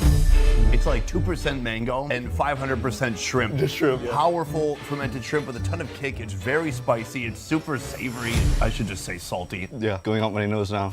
But then we have this. This is the durian that's been fermenting for over a year. I'm gonna give it a bit of a sniff right now. Oh. It's not as strong as you think. It just smells like durian. Yeah, tempoyak actually doesn't smell as bad because after fermenting, the smell actually becomes more mild. It's just like, if I stopped wearing deodorant on the 14th day, would I somehow smell good? Maybe. I'm gonna try it out. Your wife might not be too happy with that. All right, well, let's give it a shot. Oh, that's got some spice to it. I'm actually gagging now. So you don't like durian, huh? Not this. This doesn't taste like normal durian, does it to you? Add a little bit more. put it in to like double down on the flavor. For you, Sonny. I'm crying. I gotta be honest, I love this. Interesting. It just tastes like a very overripe melon. It's so rich, fragrant, creamy. It's almost like a durian butter. I want to put this on my toast in the morning. This is the only way I can get a buzz in this country without being put to death or whatever. I love it. Here, cleanse your palate. These are the sago palm worms after having their heads removed and their bodies stir-fried with butter. Amazing. Not as fresh as the live one. It's still a bit creamy. That leathery skin has kind of softened a little bit. It's more palatable for sure. But for me, this durian is like a new discovery. 10 out of 10. From these century-old delicacies, I'll soon move on to the most luxurious meal you can find in Brunei. But I can't help wondering, how does a country where jungle worms are on the menu end up as one of the wealthiest on Earth? So most of our income for our economy is oil. It's like 90%. Brunei's first significant oil discovery was in 1929, leading to a dramatic change in the nation's economy. That's why the royal family is as rich. That's why we have free education. That's why we have free healthcare. In 2022, Brunei made the list of the top 5 richest nations on Earth. In 2024, its oil and gas revenues exceeded $1.9 billion. Can you talk about some examples of this country's wealth? We have a university called UBD. Just because you are a Bruneian citizenship, you get paid monthly to study. If you want to touch more on like the grandiose, like rich part, is Empire, I would say. The Empire Hotel. Empire Hotel. Empire has their own bowling alley, cinema, golf. So they have like over 500 rooms, they have villas. The hotel itself is not just one building. It's like there's segments near the shore, there's segments around the swimming pool, so it's massive. If I wanted to get a taste of premium dining here in Brunei, is that the place to go? Yeah, it is. Built over a period of 6 years with contributions from more than 300 architects and designers, the 440-acre Empire Hotel opened in 2000, costing over $1.1 billion, only slightly less than the iconic Petronius Twin Towers in Kuala Lumpur, Malaysia. It was actually conceptualized by His Royal Highness Prince Jeffrey Bokia. The idea was to make Brunei a tourism spot for luxury in Southeast Asia. And I think it cemented itself with this wondrous building. Sitting across from me, Eva, a TikToker known for her honest food reviews. What's the worst thing you've ever eaten in Brunei? It was from a smaller business, so I didn't name them because I do care about the small businesses in Brunei, but it was just a very badly done chicken taco, unfortunately. Here, hopefully, we have a better result. We have two delicious foods in front of us right now. Let's start with this. So this is ikan bakar. It basically translates to grilled fish. Traditionally, it would represent the sea and the land because you would use the fresh spices from the land and you would also use the fresh catch of fish of the day. To kick things off, our chef bundles up fresh sea bass and banana leaves and tosses it onto the grill.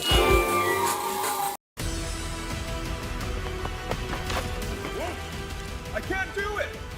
Cut this gap! It's just too big! Bring on the double. Aflac! After my hospital stay, Aflac helped close the gap by paying me cash for expenses health insurance didn't cover. Nothing covers gaps better than the Aflac duck. Aflac! Get help with expenses health insurance doesn't cover with Aflac! Ask about it at work. You do look like me. Have you received a letter? We have a very significant problem. What has happened, Papa? Evander, Linus? Oh, no, I haven't heard anything about your brothers. I have, however, received the most befuddling letter. You, my dear, have received an offer of marriage. A what? An offer from an incredibly wealthy gentleman with an old and prestigious title. This is the most Bruneian item you'll find on the menu here. On the menu, there didn't seem to be a ton of Brunei-inspired dishes. Instead, it's international cuisine. Why is that? I think it's because people in Brunei come here to escape Brunei. It's more of bringing Asia to Brunei. There's Singaporean food, there's Indian food. That's what Pantai Restaurant is about. With the fish cooked to tender perfection and its skin crackling crisp, the chef lays it on a plate and serves it with a flavorful sauce. I was told this is Nyonya sauce. Like, Nyonya business?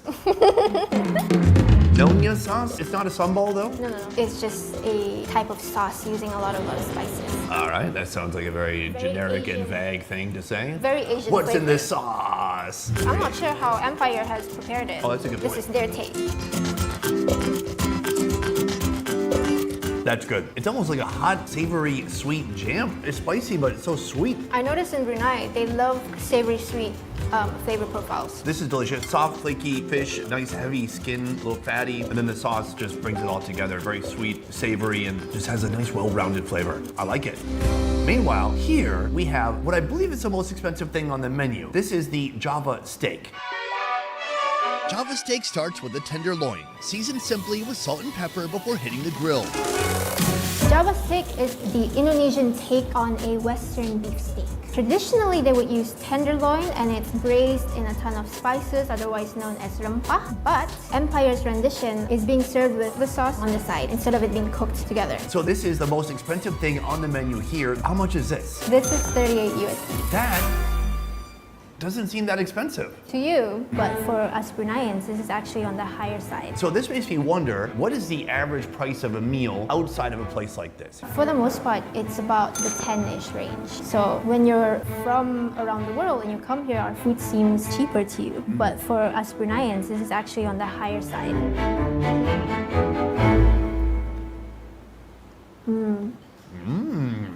Oh yeah. You have to put it in the sauce. The sauce is everything. It's so creamy and so coconutty, and somehow it's the perfect pair to go with this beef. This is not going to be a sauce option at your typical Western steakhouse. You know, steakhouses, you're going to have like a mushroom sauce, that kind of thing. This is like turmeric and coconut cream. It's savory, it's sweet, it's delicious. You want some more? Oh, I'm good. Uh-oh. She said there would be hints if she didn't like it. Oh, no. I love this. The steak's super tender. The sauce is a perfect... Her words say one thing, but her face says another. No, I had tea time right before this. Oh, okay. I want to talk to you about a little bit different topic. When I see other travelers or YouTubers come to this country, I see people always complaining like, oh, there's nothing fun to do. But what do you think? What do local Bruneian people do here for fun in this country? We eat. That's about it. Because we are a very conservative country, so in terms of entertainment, there's no nightlife. Mostly, there's a lot of food festivals, and that's what we genuinely do for fun. When it comes to having fun, there's still an option for those desperate to escape Southeast Asia's most strict nation. That option is to leave.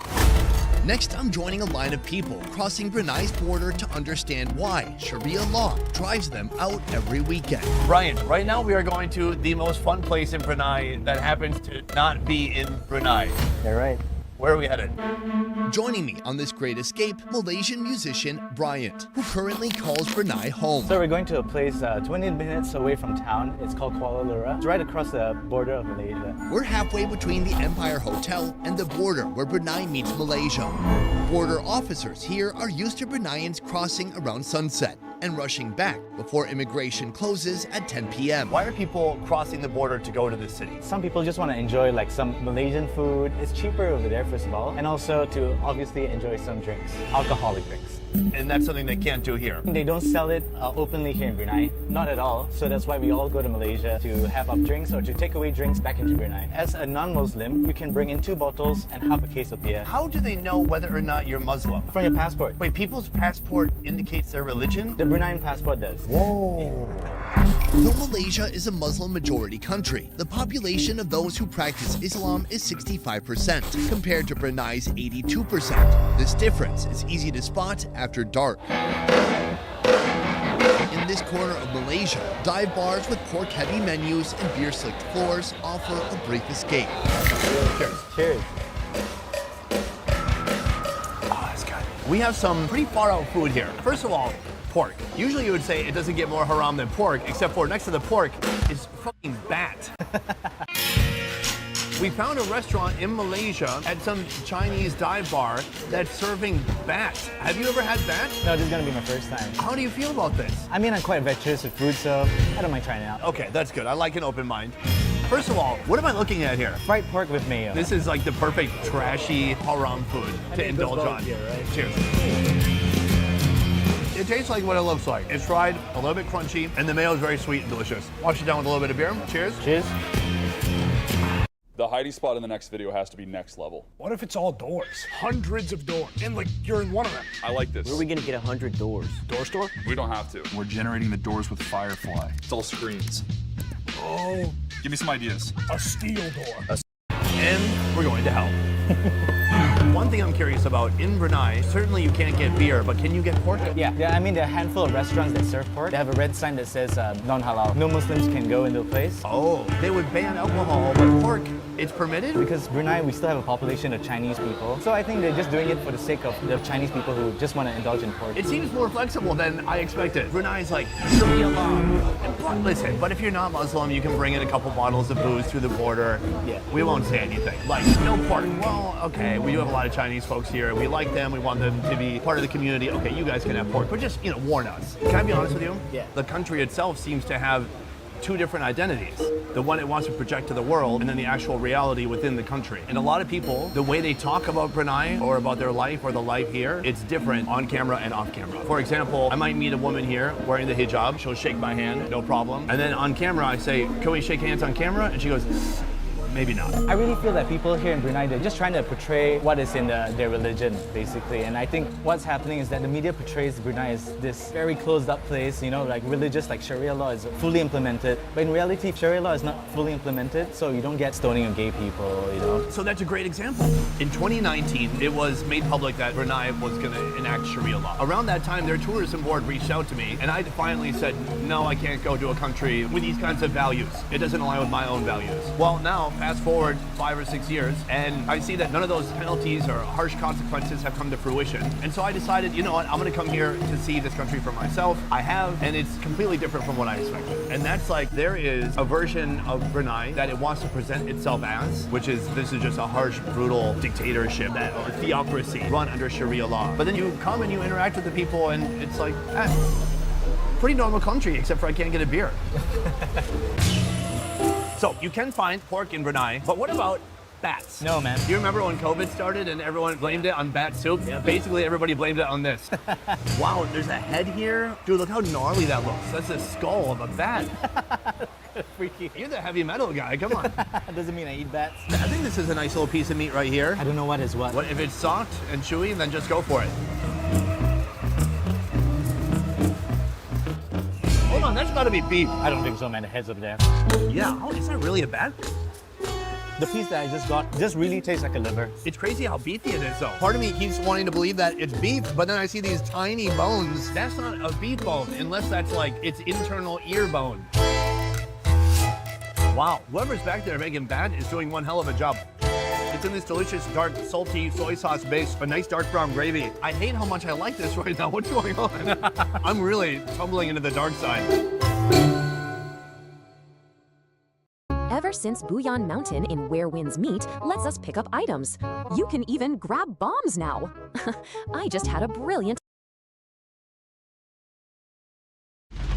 In this series, we're taking on Japanese seafood from north to south, from the bustling crab markets of Sapporo all the way to the oyster farms of Hiroshima. We've got like a pile of oysters right here. Japan is a country obsessed with seafood. I love seafood. In fact, it's one of the top consumers of seafood around the world. Tokyo, I would wager to guess, probably has more variety of fish than any other city in the world. Would you agree with that?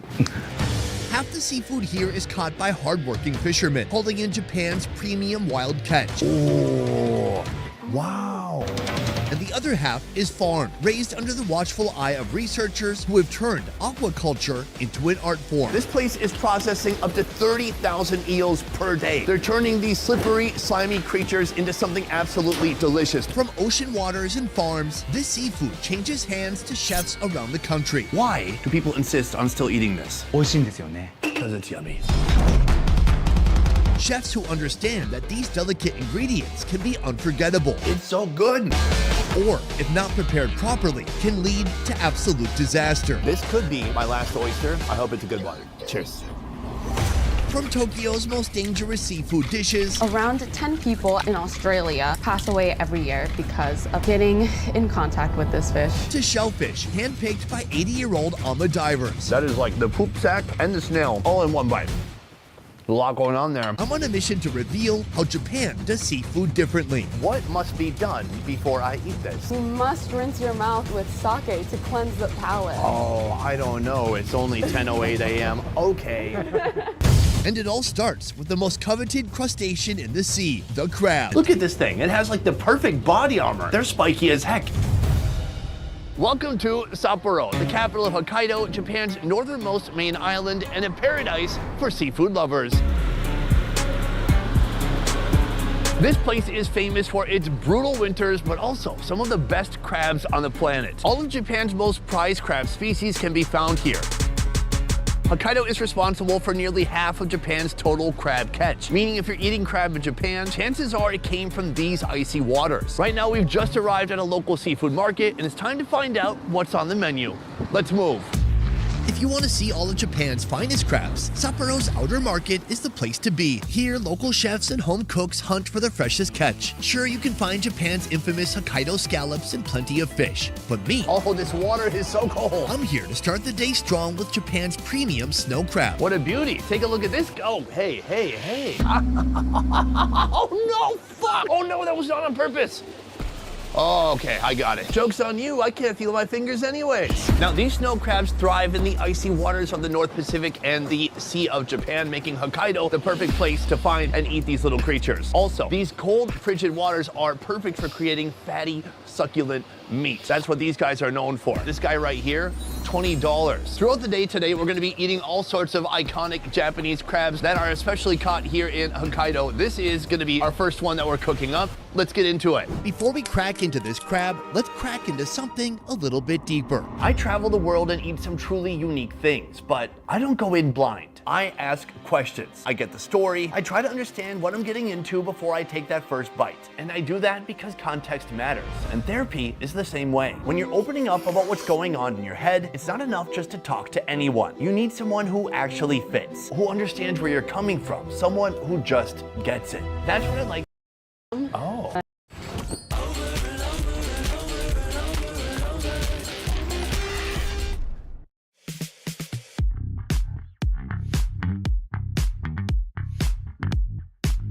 I really liked it, and I ordered like 5 pounds of it. Of raw lamb? Yeah. Oh my God. Well, we're not gonna be doing anything that extreme. This is the snow crab, a crab that is said to be, hold on, I looked it up. First, the chef breaks down our long-legged friend. He coats the de-shelled crab legs and claws in a dry batter made from baking powder, flour, and salt. Then it's dipped into a wet batter, using the same ingredients but with water added in. Finally, it hits the hot oil for a crispy golden finish. The snow crab has naturally sweet and a mildly briny flavor, making it less intense than the king crab, but more refined. Do you want to give it a shot? Cheers. Wow, that's like dynamite. I get what they say by elegant. It's doing an elegant dance in my mouth. It's a little bit crunchy, but really, the gem is when you get a hit of that juicy crab. It's sweet, but not harsh. It's so airy, and I think it complements really well with the fact that it's a tempura. Tempura, it just means fried, basically, right? Yeah, around the world, when you think fried, you think deep fried, and it's gonna be super coated. You can't even see the ingredient itself, but with tempura, you're still able to see it. It's more watery and transparent, which makes it lighter. We have the tempura claw right here. We have a bowl just of salt. Using salt enhances the natural flavor more. I think the salt brings out even more sweetness. Yeah. It's a bigger, thicker, more robust chunk. Compared to the leg that we just had, it felt more light, and this was more meaty, more tender. I like it. I've never gone anywhere in Japan and just got a bowl of salt. Usually I'd at least get soy sauce, but for me, the salt, it's working. Soon, I'll be tasting some of the most prized crabs found exclusively in this island's frigid seas, including Japan's famous hairy crab. It's so hairy. But before that, I'm heading back into the cold to learn more about what makes Hokkaido's crabs different from anywhere else. How do you dress in these frigid temperatures to stay warm? Because you are basically outside all day. Haneda runs a live seafood shop here. You should wear more layers inside. How many pants are you wearing? 3 layers. I'm wearing exactly 1 pants. It's not enough pants.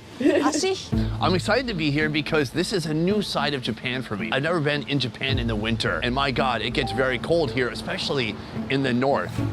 Sapporo, the snowiest city on Earth, isn't just big on winter activities and downhill skiing, but it's also the crab capital of Japan, where all the best offerings brought from around Hokkaido meet up in one place. I know it's cold here. I was born and raised here, so I got used to it. It goes to -20, so be careful. Cold, nutrient-rich waters like those surrounding Hokkaido create a perfect ecosystem for crabs, offering abundant food, fewer predators, and ideal temperatures for slow growth, making their meat denser, sweeter, and more flavorful. How long have you had your stall here? 25 years. Oh, wow. Saying goodbye to Haneda, I'm heading back to Umido Restaurant to check off the next crab on our list. Next to you, the hairy crab. Now, I would like to talk about it, but what would be great is if we had like a visual reference. So I'm thinking maybe you could just grab that crab. Okay, is it okay to grab it? Are you asking me or the crab or him? Tsukiyama Takeru is the representative director of this restaurant. Hi. Please. Alrighty. Here she is, or he. Oh, all right. That was a little anticlimactic. In Japan, they're known as kagani, and they can cost up to about $59 per crab. These are a good crab for holding because they're kind of lazy. I wonder if it's weak right here, and that's why they need to protect it? Perhaps its mouth is its weakness. like me. Hairy crabs like these can weigh up to 3 pounds, and they thrive nearly a decade beneath the cold waters around Hokkaido Sea before they're harvested. To let the crab's true flavors shine through, the cooking process is as straightforward as it gets. Boil it, plate it, and devour it. This has a strong crab flavor. Compared to all the other crabs that we have here today, the hairy crab has the most miso in it, which is the brain. Tell me more about the miso, because miso, as I understand in Japanese, is like a fermented soybean, right? Yes, because the color and texture is similar To a typical miso like the soybean paste. Ready? Yeah. We have the snow crab. The hairy crab tastes different, and this is what the internet has to say about it. It carries a strong, briny ocean flavor, which makes it highly prized among seafood lovers. Some say it is the most crab-tasting crab. What the hell does that mean? It might be really strong, like a pungent taste, I'm I assuming. guess so. This body slice looks like a piece of pineapple. It does, actually. You can feel the hair underneath. It's so hairy. Smells like crab. Briny. Yeah. This is gonna be our first pure taste of that intense, briny, crab-tasting hairy crab. Okay, I get it. I get it too. It's a lot more saltier than the snow crab that we had before. It's really good. It's definitely more briny. I love how it falls apart so easily. It makes it easier to eat. Have you ever had this before? No, this is actually my first time. Because you live in Japan. I do. What's going on? Explain. I don't travel much. That's the problem. I'm from Kobe, so I don't really go out for seafood much with my family. From here, I think we should move on to the head. Wow. So good. It's soft, it's creamy, umami. It's really satisfying. This is not something you're gonna find in every crab, and actually not even something you're gonna find in every hairy crab. They had to find the exact perfect size of crab. They said if the crab was too small, no miso. And they said if it was too big, no miso. I think that's how his accent was. Is that racist yet? It's okay. It's okay? Thanks. I give you the pass. Okay, good. Soon I'll come face to face with a crab that can't be found anywhere else on Earth, except right here in Hokkaido, Japan. One animal from the deep sea wants to mess with this.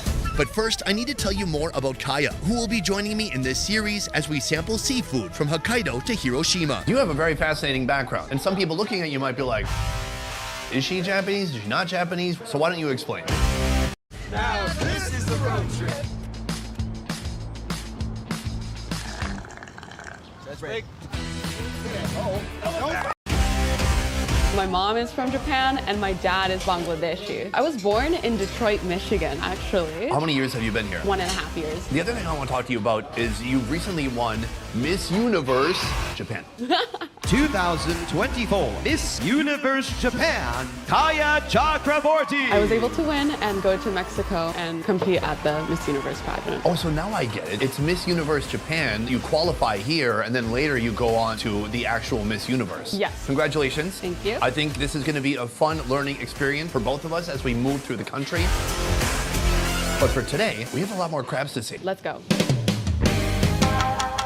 Inside of here, we have our next crab contender. Let me show you. The water's absolutely freezing like its natural habitat. And this here, folks, is the Hanasaki crab. Hanasaki crabs can weigh between 1 to 6 pounds. The Hanasaki crab is a species of spiny king crab, and they're found in eastern Hokkaido in the absolutely freezing, frigid waters. This beast in my hands cost a cool $267. So that is the male species, but there's also a female in here, and there's something really special about the female. When you look under the carapace and peel back this section right here, you can see a clutch of eggs. Now, I have so many questions about this. First of all, when I was in Cambodia, we also tried crab with eggs on the outside. These were blue crabs, and when the chef cooked the eggs, prepared them, and gave them to us, they were awful. It was like eating a mesh net. It wasn't food. Texture, terrible. So I got bamboozled. I got tricked into eating something absolutely disgusting. Also, it's not good for the environment because these eggs could become babies. I have a lot of questions for the chef here. What's gonna happen next is he's gonna prepare these eggs into something delicious. Apparently. Today, I'll try both male and female Hanasaki crabs, all prepared by Chef Kudo Tadaharu. Chef? The head chef of Tsukiki no Kaniichi. Pleasure to meet you. I'm excited to be here. Thank you. Thank you. I see in your tank out there, you've got all the crabs of Hokkaido. But I want to know what is special about the Hanasaki crab. First up, the female crab, already packed with rich roe, is boiled to perfection. It's a super bright color red that's distinct amongst any other crab. It's super strong in flavor. He said it's so strong, it's best used for making broth with it because it has so much flavor that it could expand to other different areas of food. Right here, we can see the eggs that he has prepared. Now, I have had this body part before. It tasted kind of grizzly and bony. Is this something that's gonna taste good? Can we give it a shot? Yeah. I think we just grab a little small amount. Oh. That's not bad. It tastes good. They pop in your mouth. It's not hard and bony. It has a nice taste to it. It has just like a slight gentle brininess. I like that. But he's saying this is what tastes good. This is the eggs that are still inside, and these are the eggs that matured and went out of the body. It feels like a salted egg yolk in my mouth. It's rich. It tastes a little bit crabby. Again, gentle flavors. It's mild in the best way possible. At the same time, I have concerns. Is this something that's sustainable, you think, to be eating crab eggs? In Cambodia, I saw crabs harvested full of roe just days away from spawning, a practice that threatens future generations. So is it the same story here in Japan? They don't think about it, or maybe it's not something that's concerning at the moment. From his perspective, at least. From his perspective. You know, and maybe it's a different story for the crabbers, but I guess the question is, when you go to the market, is it common to see crabs like this that have eggs on them still? It's still not that common, actually. I guess that's a good thing. Next, the jumbo-sized male Hanasaki crab meets the same fate, or should I say, destiny. It's boiled, hacked apart, and neatly arranged for easy eating. Exactly how I like it, because wrestling seafood at the table, it's not my idea of fun. Here's what the internet is saying about the Hanasaki crab. The Hanasaki crab has a more intense and robust crab flavor compared to the snow crab or even the hairy crab. It's gonna be really crabby. We're gonna get to this in a moment, but first, dim sum.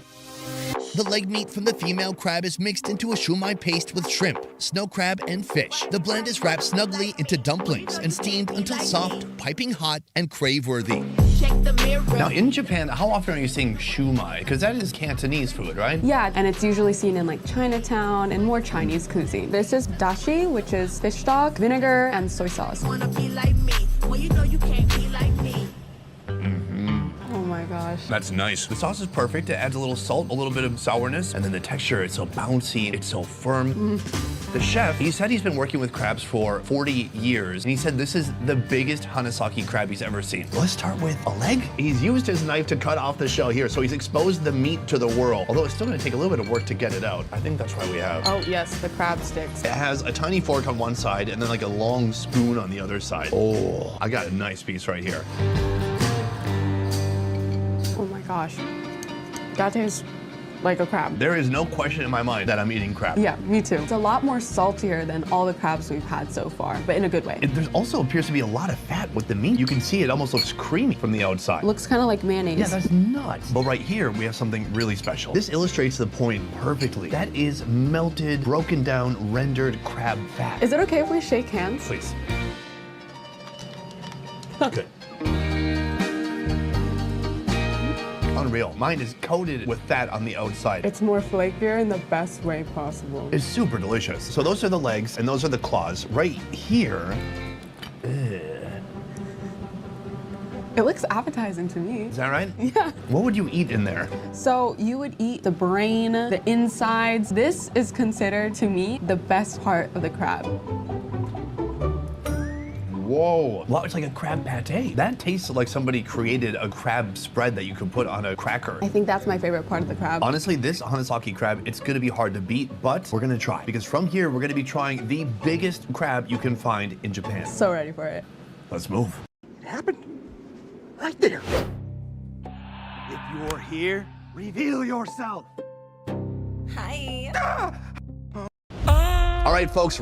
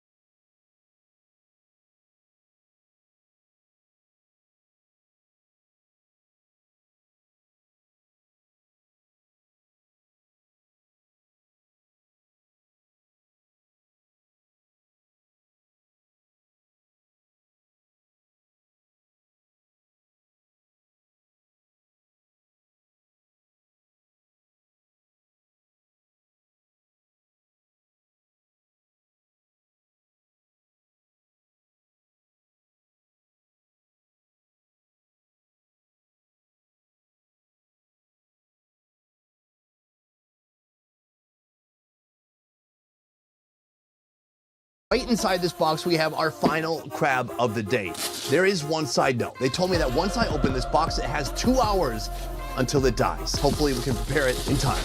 Let's take a look at this monster. You know, it's always like that. Prepare to feast your eyes on the biggest crab in all of Hokkaido. Whoosh. This is a Japanese red king crab. Now, it might look a little bit familiar, and that's because this is actually the same species as an Alaskan king crab, but there are some differences, and the differences amount to environmental and dietary factors. See, the Alaskan king crabs live in much deeper waters, and they have different food sources than these Japanese guys over here, who are eating a lot of natto. Frankly, I don't know how they get their claws on natto. Coming in at 11 pounds. It is an absolute unit. The price, an outrageous $400. It is extremely expensive. Let's head into the kitchen now and see how it's made. Today, Chef Hirano Michinori of Kitagawa Restaurant is cooking an intriguing lineup of king crab dishes. She told me that I should ask your age because I would be surprised by your age. So I'm assuming that you're 21? 70 here. Can I ask you something? Do you still drink sake? A medium amount. Do you think sake is maybe the secret to a long, healthy life? Now, my wife is watching this. Could you say yes? You should drink a little bit, actually. The little bit is what I struggle with. You should drink, then I'm like, say no more. We're saving that heavyweight crab for the finale. But first, a slightly smaller king crab takes center stage. What is special about this crab? It has a richer taste. And also, the color is so beautiful, especially when it's boiled, because similar to the Hanasaki crab, it turns a nice red. Right. Here, not boiled. Yes. To prepare this dish, the legs of the red king crab are detached. Then the chef expertly hacks away its shell, revealing the vivid red meat inside. The best way to prepare this is you have to boil it for 3 seconds and then put it quickly into an ice bath to completely stop the cooking. But what's really important is to get the red parts off because it could cause food poisoning. Oh, what is the red part then? Oil, the fat of the crab. Have you heard of somebody getting food poisoning? Have you gotten food poisoning from eating that part of the crab? I've never had food poisoning myself. However, people who are feeling unwell should stray away from it. What's the next move? So he puts the sashimi in his dish. He grabs some wasabi. He puts it into the soy sauce, and then he dabs that onto the meat. That's a lot of... Okay, that was a little bit too much. Maybe that's a bit too much. A little too aggressive? Yeah. I'm trying to burn the back of my cerebellum. Cheers. Okay, great. Wait, were you even listening? You haven't taken a single note this entire meeting?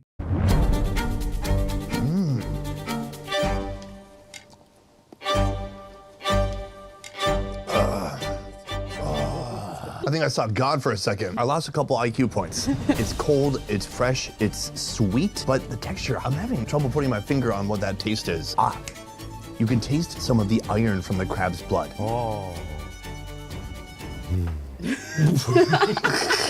That's how in Japanese you politely say, you're full of shit. I don't agree at all. He went, Regardless of how you think it tastes, we all agree it's delicious. Next, he's gonna be working with that 11-pound crab, making something that I believe he invented, a dish using tomato sauce. Let's get into it. But before we set eyes on that, how about an entire crab head fried whole? It starts by packing the empty crab head with a hearty filling. Crab meat blended with fish paste, eggs, asparagus, mushrooms, bamboo shoots, and oil. Next comes a sprinkle of flour, egg yolk, and finally a generous coating of crunchy breadcrumbs. Then the whole crab head hits the deep fryer. When I found out we were doing a crab tour in Sapporo, I did not expect something like this. Oh, it really is like a cake. It is certainly super crusty on top. You know, casserole is the perfect description for how it looks. It looks fascinating.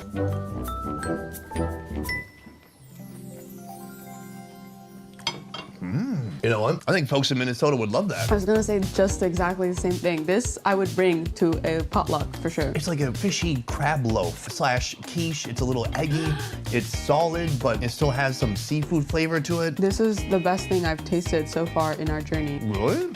I like fried stuff. It's interesting you say that because at the end of this video, we're gonna talk about which of the 4 crabs we tried today was our absolute favorite. I think we're probably gonna have different answers, but let's see. Okay. Moving on to the final boss. Right here, we have the red king crab. To create this unique dish, first the crab legs are shallow fried gently in olive oil.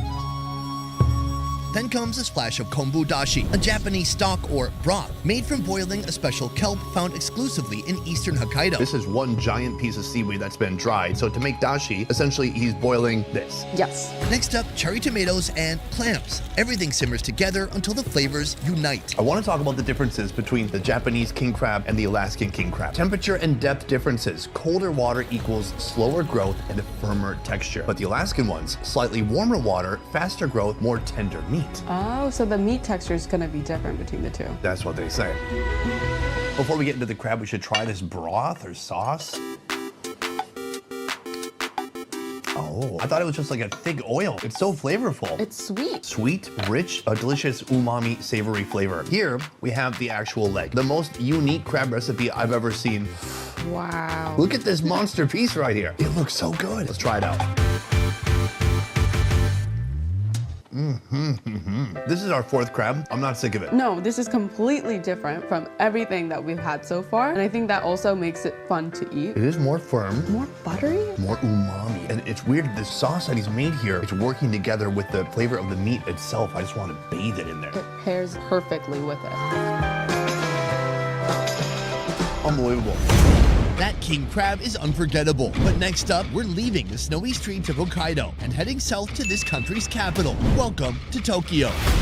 Here, I'm planning to track down some of Japan's most dangerous There is poison in the blood of the eel.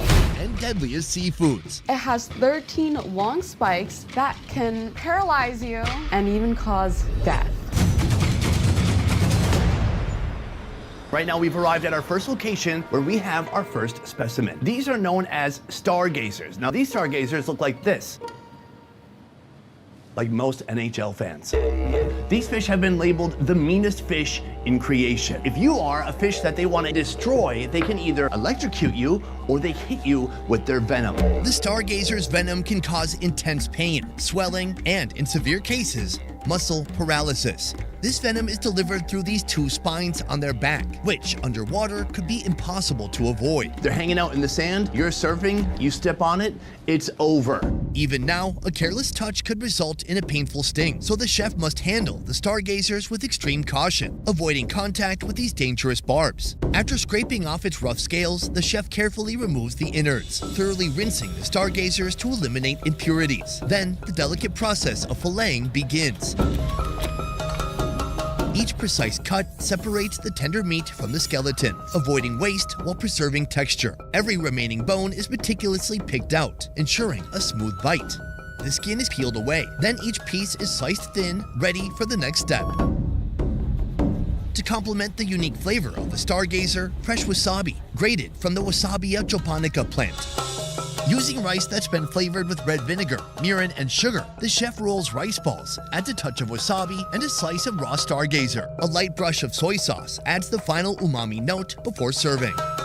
It's a very rare fish to actually get in Japan. Usually it's accidentally caught. This is what I kind of love about Japan. People seem to make use of whatever they pull up, including this right here. Like, Kaya, what are you doing back there? It's my first day on the job, actually. Returning to risk her life with me, Miss Universe Japan, Kaya. I have never seen a female sushi chef.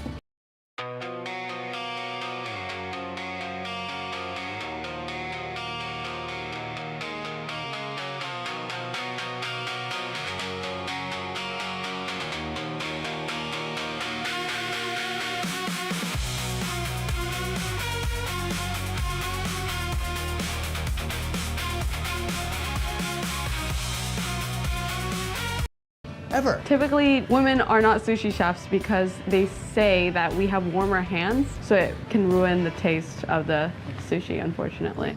Actually, I didn't know that until right now. This is the Stargazer. Have you ever been stuck by one? And what happened? The whole day, I couldn't do my job. Basically death. Please, try with us. 食べましょうって。 Always make the chef try with you, so you know it's not poisoned.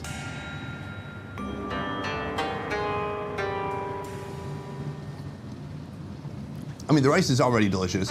Sour, vinegary sushi rice, a little bit of wasabi on there. The fish itself, it's a nice thick cut. It kind of tastes like lobster to me, and also super firm. Maybe you got the elbow. This part? My part was gummy. It is a unique texture that I've not had before. It's like a very nice meaty texture to it, which I like about it. Eating this fish right now poses no danger to us. But the next fish, this fish right here,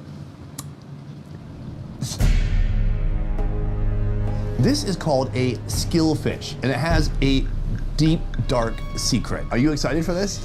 No. The skillfish belongs to a family of fish that's heavy with wax esters, a type of fat that's indigestible for humans and that can cause Armageddon-level diarrhea. Kaya, Sunny. we are going to be putting our bodies on the line today. One member of this family, the oilfish, made hundreds of patrons sick in Hong Kong after it was intentionally mislabeled as cod in 2007. The oilfish is now banned here in Japan. The skillfish, while not banned, is still highly potent. Just 3 pieces could wreak havoc on your digestive system. Your body isn't able to process it, and instead what happens is it shoots right through you. But he says it's like the highest class of tuna that you can get, so it's super nice and fatty, but... In this area, it's a good experience. Elsewhere, not so much. Are you excited for this? No. From here, I guess we just see how it works. I can't wait to see the meat and to see, well, really what happens after the meal. I don't know what to say to that. That's awful.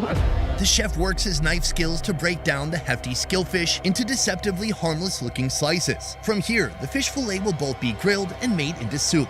Let's start with the soup.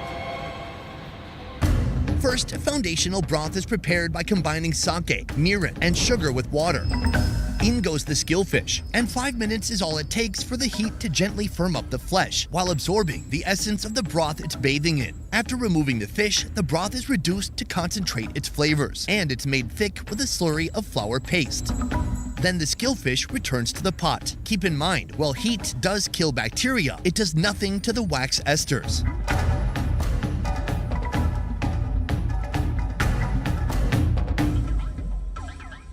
There's a thick layer of fat, and that's from the skillfish. Can our body handle it? I'm not sure, but the skillfish nabe stew. It smells good, slightly fishy, rich and sweet. There's like a punch of the ginger, which I really like. In a moment, we're gonna put this in our mouths. But I wanna tell you what I found in my research. What makes this one of the most dangerous fish in Tokyo? It contains high levels of indigestible wax esters, which can cause, not diarrhea, there's a different word actually. Is it Carriorrhea. Yes. Which means a type of uncontrollable oily diarrhea. There's a type of, it's worse. Part of me wants to cheat and just take a little nibble. I'm gonna go for a full bite. Respect. Cheers, me too.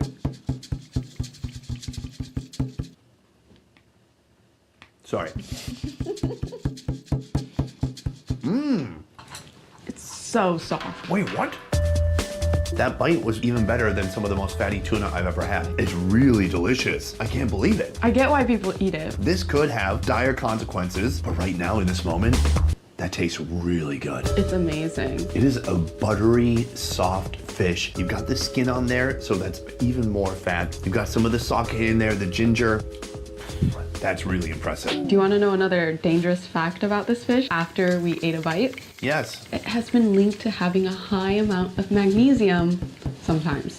That's good, right? Sorry, mercury. Oh. So next we're gonna be trying this one here. What can you tell me about this preparation? So they have just grilled it over fire and added a lot of salt to it. And I think that this way, it just prepared simply and we can actually taste the fish itself. No masking agents. And what I like about it is we have a lot of volume here, so we could really fill up on this. Am I gonna regret this later?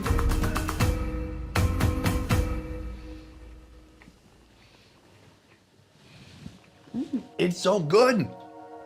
Oh no. Oh, I see why people eat it. Wow, it's really, from being grilled over charcoal, that charcoal has imbued the perfect, almost sweet smokiness onto that meat. I feel like the oil even has a light flavor to it. It doesn't feel like eating Wagyu where the oil from the beef can start to make you feel sick. It's like I want to keep going. Oh, that was my stomach. Soft, buttery, so smoky, so delicious. I've never had a